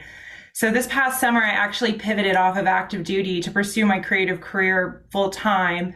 And I'm here today to kind of tell you that I believe you as a creative person have the strength to forge your own path. And I hope I can kind of share a little bit about my path to provide context to why I believe that and how I ended up getting the opportunity to do the Google Doodle. So in 2013, I actually graduated from the Air Force Academy. And during my 4 years there, I completely stopped making art. I decided, I want to go serve my nation. I'm going to be an officer in the Air Force. This is a serious career to have, basically 20 years to spend in the realm of national security. So I very much pushed that aspect of myself away and minimized that identity. And that was absolutely a self-betrayal. I had turned away from myself by turning away from my creativity. And I wasn't able to show up fully as a person, as an officer, as a result. So after graduating, I actually made a very quick return to making my art. I started doing commissions in 2014. And by 2018, I had begun participating in group exhibitions. In 2019, I started writing my very first picture book. And by 2021, I had my first ever collaboration with an athletic wear company, Iconi. In 2022, I had the opportunity to film my documentary debut with Artisan Air. And my debut picture book, The Crow of Barkus and Meow, was released by Pelican Publishing. So 2023, my life starts to get fast and furious. So 2023, Artisan Air, the documentary I participated in, was released by the Air and Space Force on Air Force Live, talking about creatives in the force on active duty. And then by the end of 2023, Google invited me to be the guest artist for the 2023 Veterans Day Google Doodle, which you see above me here. That brings us to this year, where I'm really focused on building out my body of work. I'm off active duty. I finally have the time to focus on fleshing out all of the picture books I'm working on and creating a bunch of paintings, especially pertaining to conservation. I'm actually an avid scuba diver, and I sketch underwater, and I bring those sketches above to create artwork inspired by my scuba dives. And you can see two of those examples here to my left, maybe your right, depending on how you look at the screen. But I'm looking forward to continuing to find opportunities to work with art directors, advisors, galleries. I hope one day to find a literary agent. So I feel like I'm very much at the beginning of my journey, but I've learned a lot along the way, and it's been a lot of blundering and learning stuff the hard way. So here's some stuff I learned that I hope can help you forge your own path if you're curious and pivoting from a national security background and pursuing a career in the arts. So first and foremost, you don't need permission to pursue your purpose. In the military, we get tasked to do things and then we go do things. And you kind of learn to have other people direct you. As a creative, you really have to step into your own power and create entire worlds from scratch. So the first step to forging your own path is to begin looking inward and not outward for that guidance and validation. No one is going to best know how to create a creative career but you. I had an amazing commander who asked me, she was like, Lindsay, what would you be doing if you weren't in the Air Force? And I was like, oh, I'd totally be writing picture books. And she was like, so why don't you? And I was like, is that a direct order? Because I will leave work right now and I will go home and I will begin writing. And this was like beginning of 2019. So spoiler alert, it would take 4 more years to get there. But she helped me realize my agency is my point. And you really do have to step into your own agency to give yourself permission to pursue your purpose. And that brings me to my next point. Once you give yourself permission, you need to start dedicating time to what it is you love. Say no to things that you don't want to do. Say no to things you maybe want to do. Say no to things that are like a yes, and say yes to the things that are above and beyond you're passionate about. Own every minute of your time.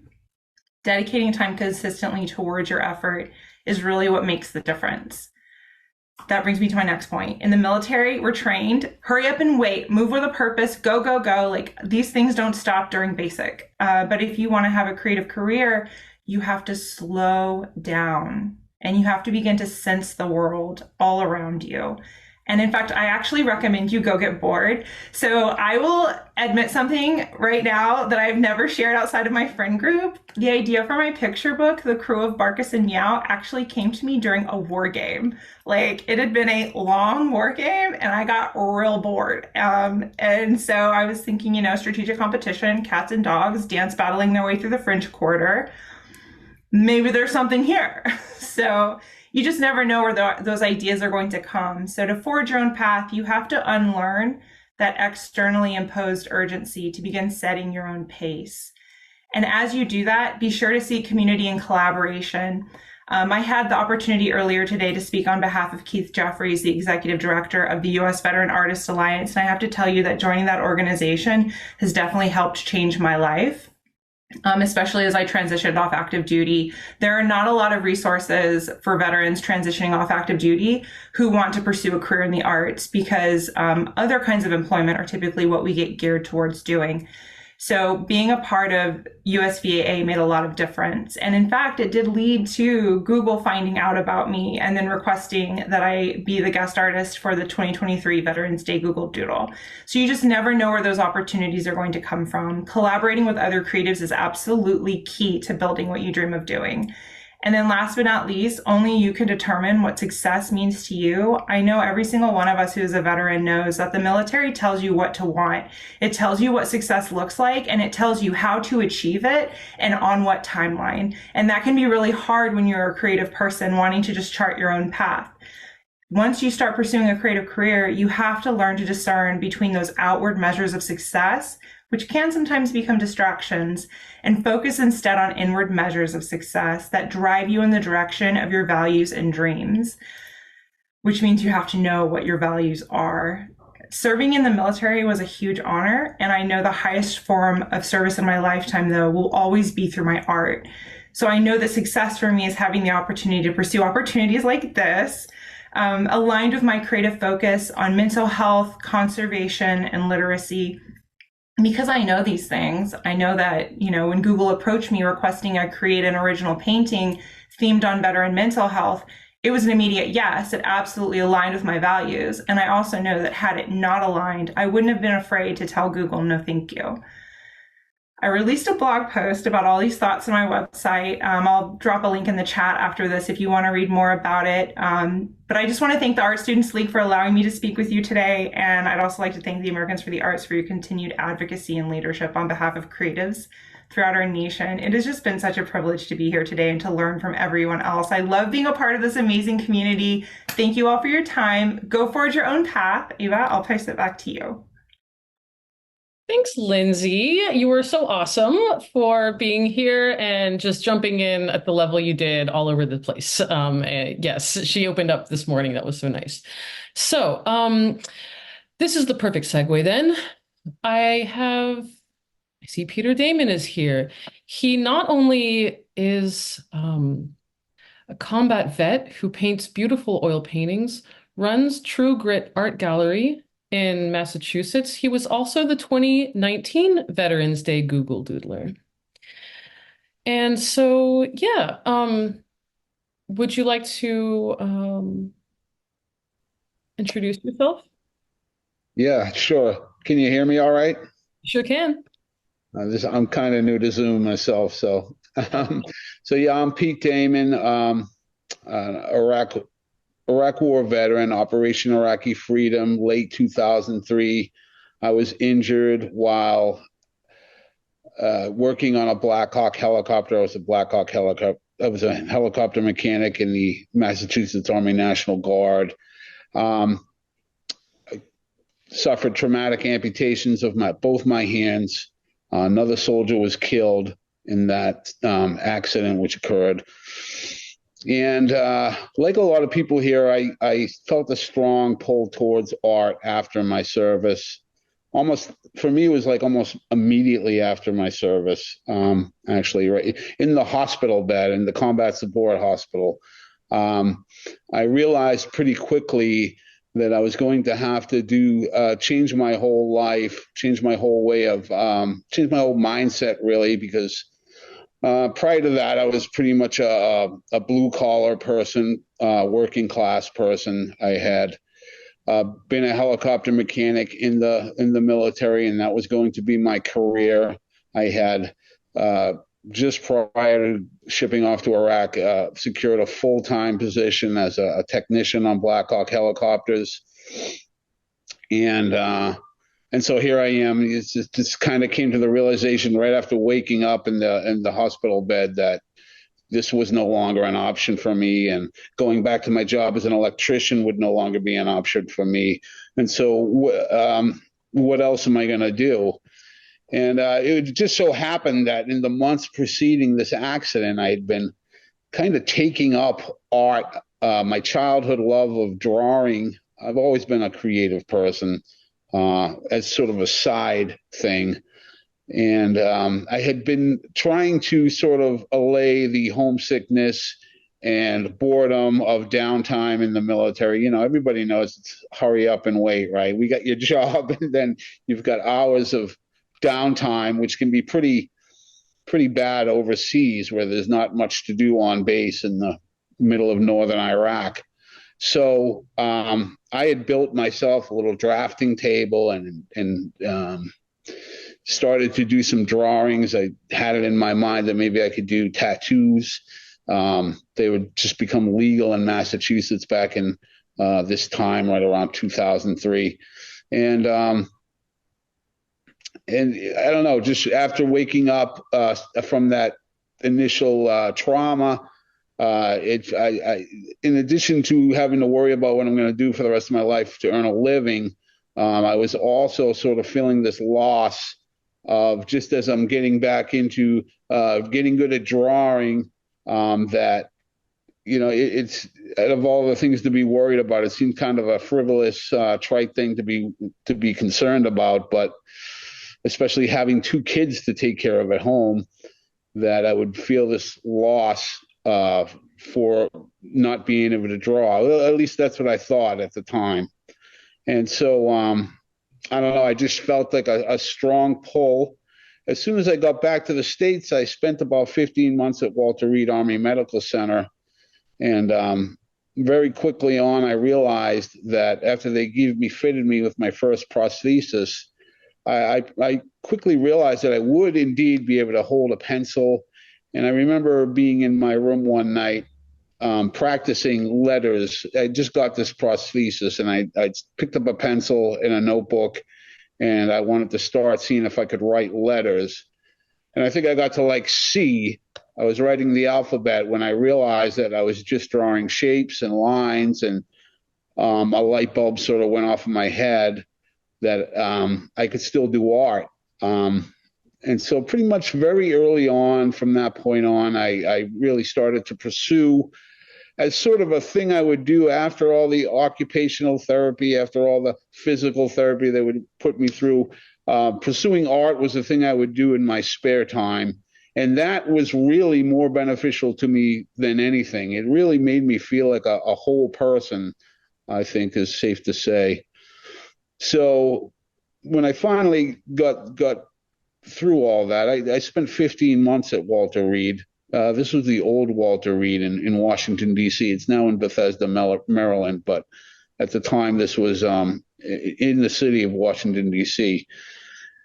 And as soon as I got this prosthesis, they would pretty much let me come and go as I pleased out of the facility. And I would go into the downtown to all the art museums and galleries. And like one of the other commenters here, it was the first time I had ever been in a gallery or a museum.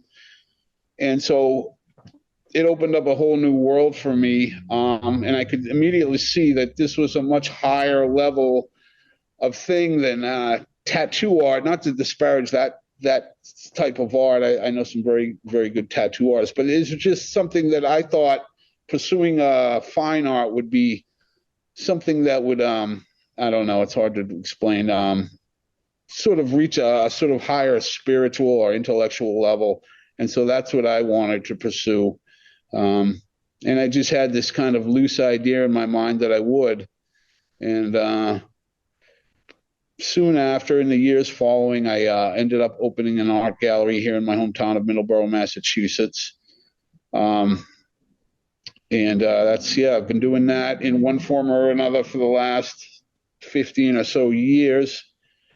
I didn't thank you. I didn't start off this conversation by thanking you for having me. Thank you for having me. I also wanted to mention to Maxwell, I appreciated seeing that sculpture of Rocky Marciano. I'm originally from Brockton, Massachusetts. It's about 10 miles north of here, and it's Rocky's hometown. We're very proud of him. I also share a birthday with him, so thank you for showing us that.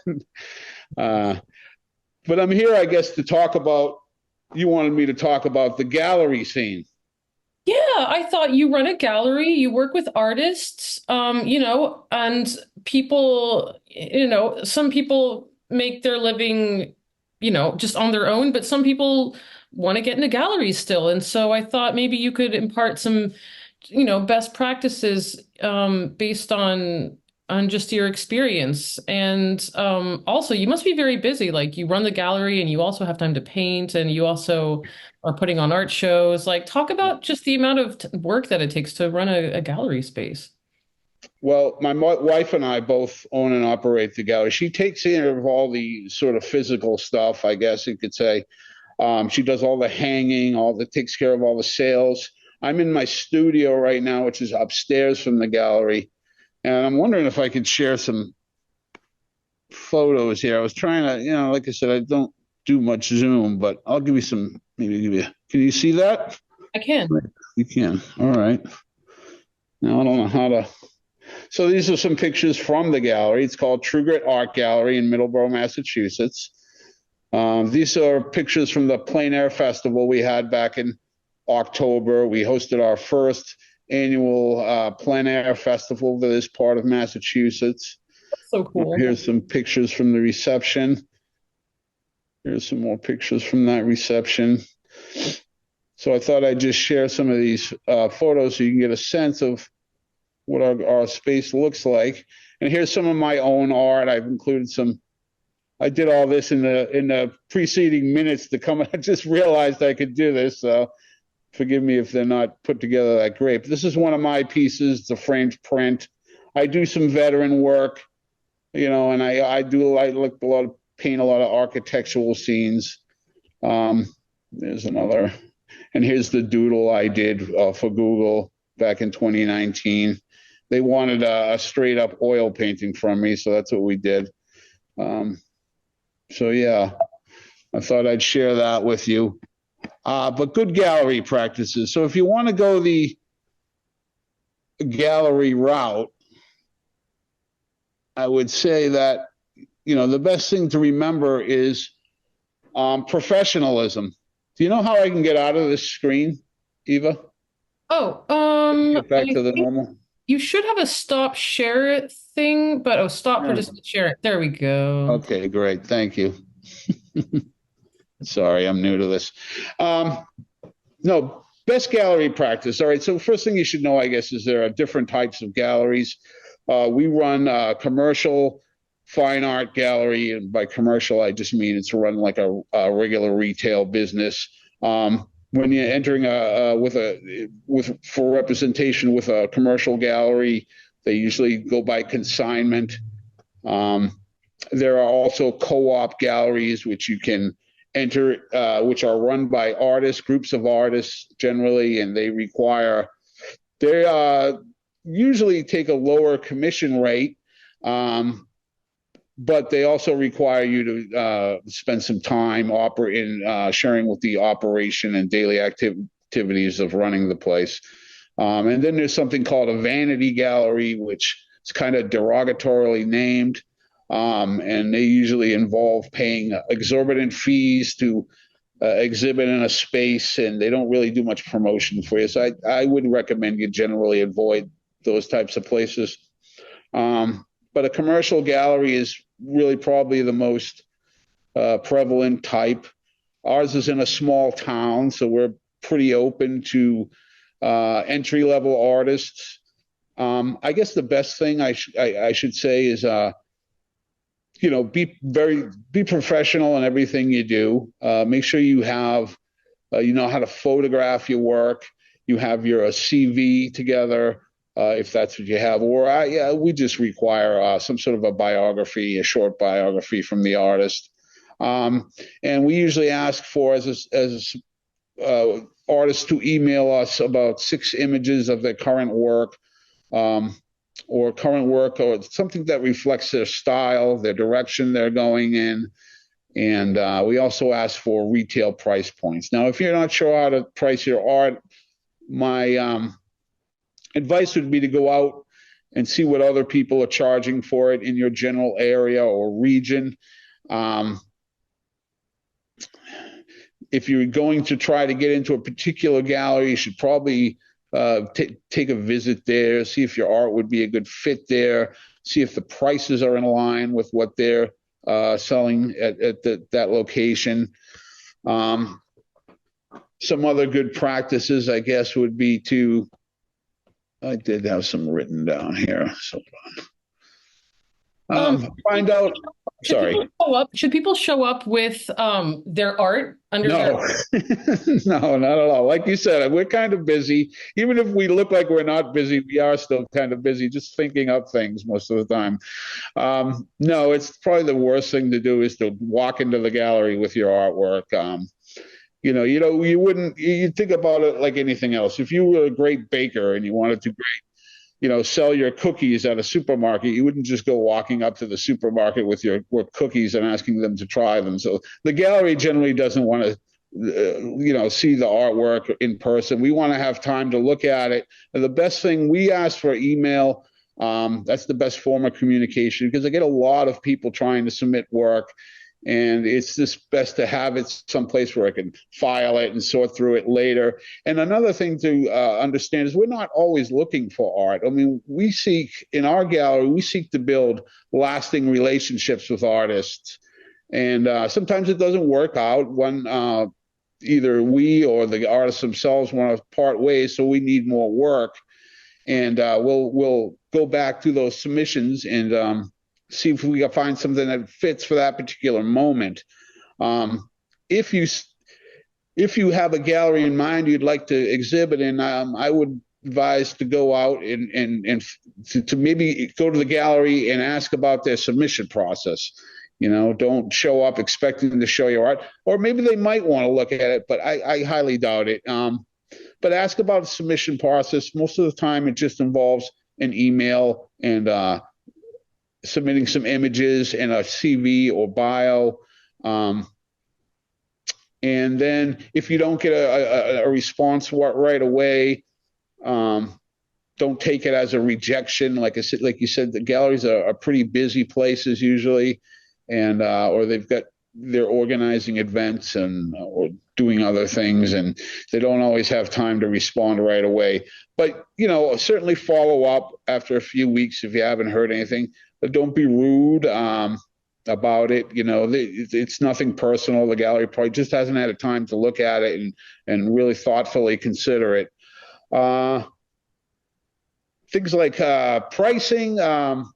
People should know how to price their art themselves, or what prices they want. One thing I would recommend about pricing is just that you stay consistent and maybe find a certain formula that works for you. Like I do price my work by size and medium. I primarily work in oils, so everything is but different mediums might generally sell for more. Like oil paint sell for more than watercolors or pencil drawings, let's say. Don't sell as high as oil paints. Yeah. And what about showing up to just shows, right? Like, have you established relationships with artists just from them showing up to your openings and saying hello? Yeah. What about that? Definitely. We host about 8 to 10 openings per year. It's where we bring the most people in. And people can stop by and say hi. But I got to tell you, when I'm hosting a show, I'm more interested in the people looking at the art to see if they're showing any signs of interest in buying. So I don't always want to be tied up with a long conversation with someone who's, a quick introduction and maybe some polite conversation. But that I wouldn't overdo it with any gallerist. at someone else's show, let's say.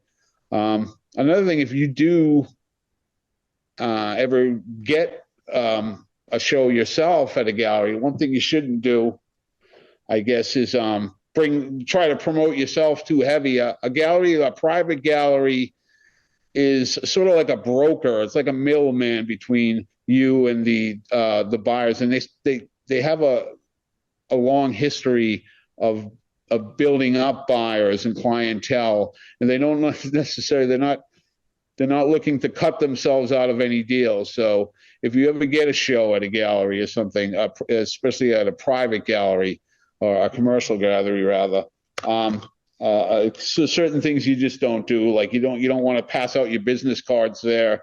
Anything that would put you in direct contact with their clientele, you want to avoid that.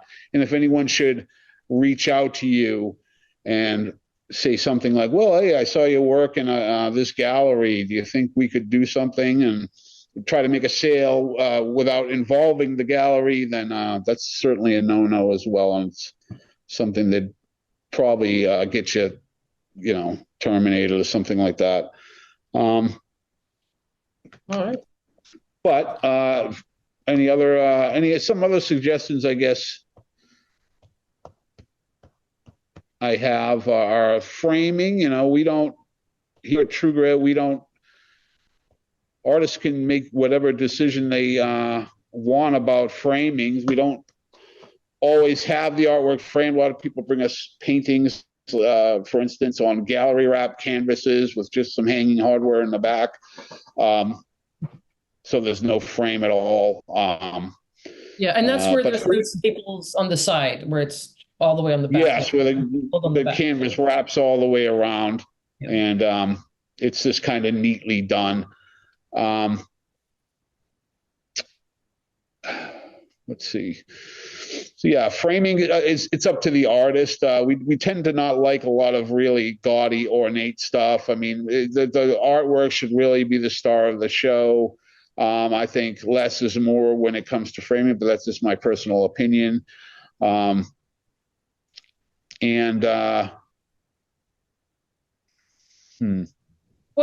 honestly, Pete, yeah, we could probably keep talking for a while on best practices, but I think for now, because we're going to move on to venture anatomy about some business basics, where can people reach out to you if they want to learn more about your gallery or more about your work? What's a good way to find you? Sure. You can just email me at truegritartgallery@gmail.com. You can follow me on Instagram, Paintings by Pete D, or True Grit Art Galleries on Instagram as well. Okay. Well, thank you so much for taking my phone calls leading up to this symposium and sharing your stories with us. And I'm looking forward to seeing what you keep working on. And I appreciate it so much. Thanks for having me, and I'm having a great time here listening to all the speakers. That's awesome. Thanks, Pete. So, right. So we just heard about working with a gallery. So for business practices, for people who, I don't know, have lots of different ideas of how they might go about, a creative career, I wanted to bring in Perry Pacru, who is a business author and coach, and she's developed a very simplified, distilled graphic about how to run really any kind of business. Perry, hi. Hi, thanks for inviting me. It's so great to be here. I'm not a visual artist, but I'm a creative person and a self-employment coach. I'll give you a little bit more about me in just a second, but I wanted to say thumbs up to Pete's kind of professionalism advice. I really like the advice he had to give. And I think artist-run businesses, I work with a lot of artists, craft people, musicians, people who are doing their kind of creative passion as a business. And it's a really interesting balance because as an artist, you don't want to do the same thing every time. But as a professional or a business person, you kind of want to do something predictably the same time over and over. It's like, sometimes I bake a really good cake, but I'm not a professional baker because I don't do it all the time. Where if I'm going to be a professional baker, I'm going to have procedures and recipes that are going to make it good all the time. And so I like Pete's advice about those professionalism aspects, which balance, you're going to balance with your creative work, right? So anyway, thank you so much, Eva, and Art Students League and Americans for the Arts for putting on this symposium. I'm going to share my screen because I have, this is very brief, and I have a little presentation to give and an animated graphic. I hired somebody to animate my graphic, which was so exciting, that I did a long time ago. Can you see my screen where it says yes. Greetings? So just to start with a little wellness check, I hope everybody's doing well.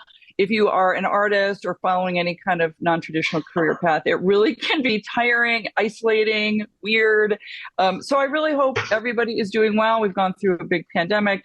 I come into sometimes these spaces as a business consultant, and it's like, oh, she's going to talk all about the sales that we have to do. And, and I'm not that kind of business consultant. And especially for small solopreneur, like one person or micro businesses, you really do have to protect your bandwidth.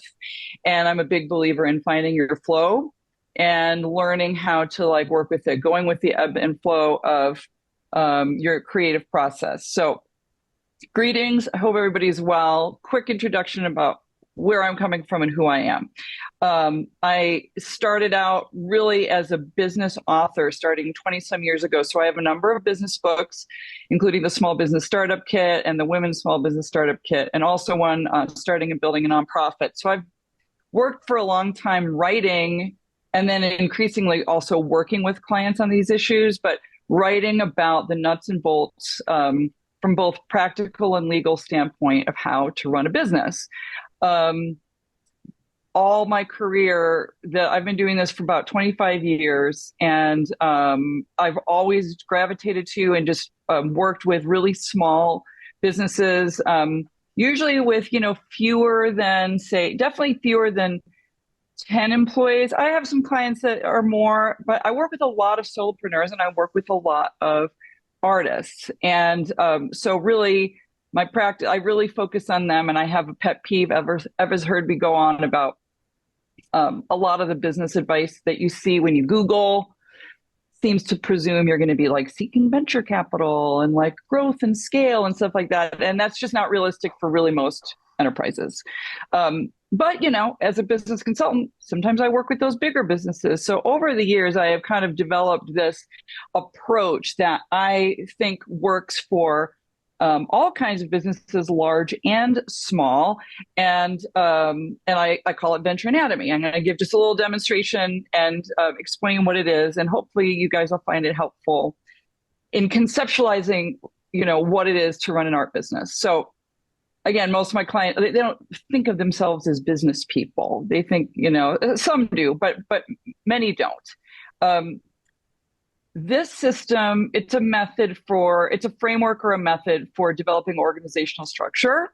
And it's kind of a breakdown of the moving parts that underlie all successful ventures. When you are working on developing an art business, you might be thinking about how to create the art in a predictable manner that you can create enough inventory and sell it.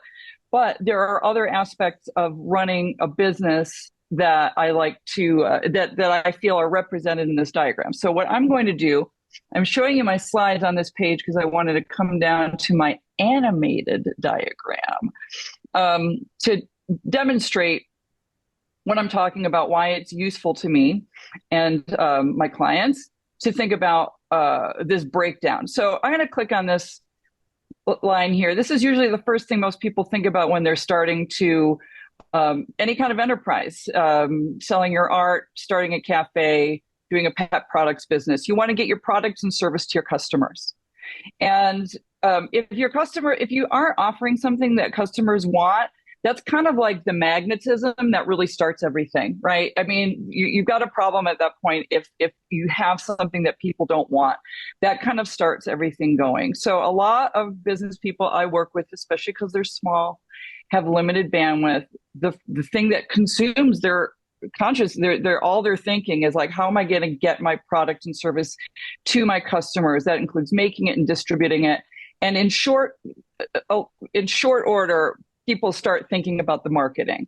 if there's any system that kind of comes naturally to a small business, it's obsessing about your marketing. How am I going to get the word out about my business? So these are these animations, which I hope, can you see the little flows going? Okay, cool. These are just like, resource flows. So you're trying to get your product or service to the customer. You're also doing some marketing. And I'll take a moment to step back also, underneath product and service.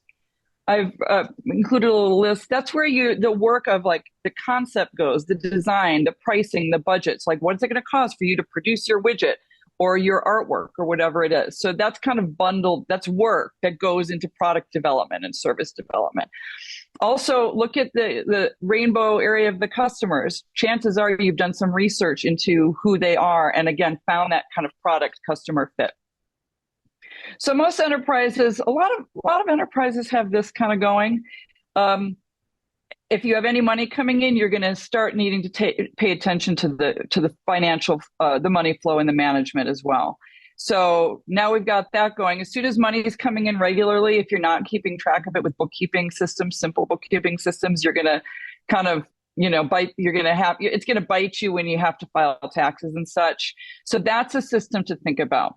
Then when you're really kind of doing well, maybe you're a couple of years into it and you're ready to kind of, and you're growing a little bit, that's when you can start taking care of these other things that are very hard for very small enterprises to think about at the beginning. The customer feedback, you want to be hearing from your customers. What do they like? What do they not like? For artists, that might be relationship, how that translates to fine artists. It's your relationships with your collectors, perhaps, right? For a gallery owner, it's a different set of relationships, but you want these two flows, the feedback from your customers and support to your customers, you want those to happen as well.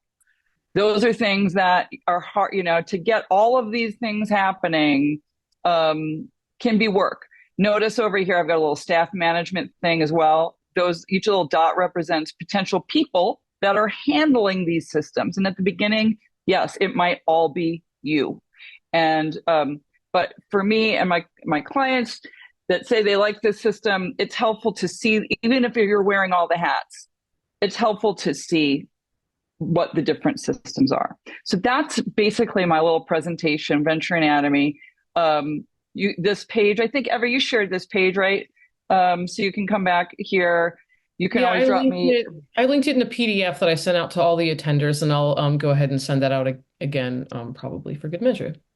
Awesome. Yeah, I work with clients. I teach classes. This picture is from a class I teach at the Tamarind Institute here, which is a print institute. And they're so cool because they hire me to help teach their students how to go off and create lithography studios, because a lot of them go to smaller communities that might not have one.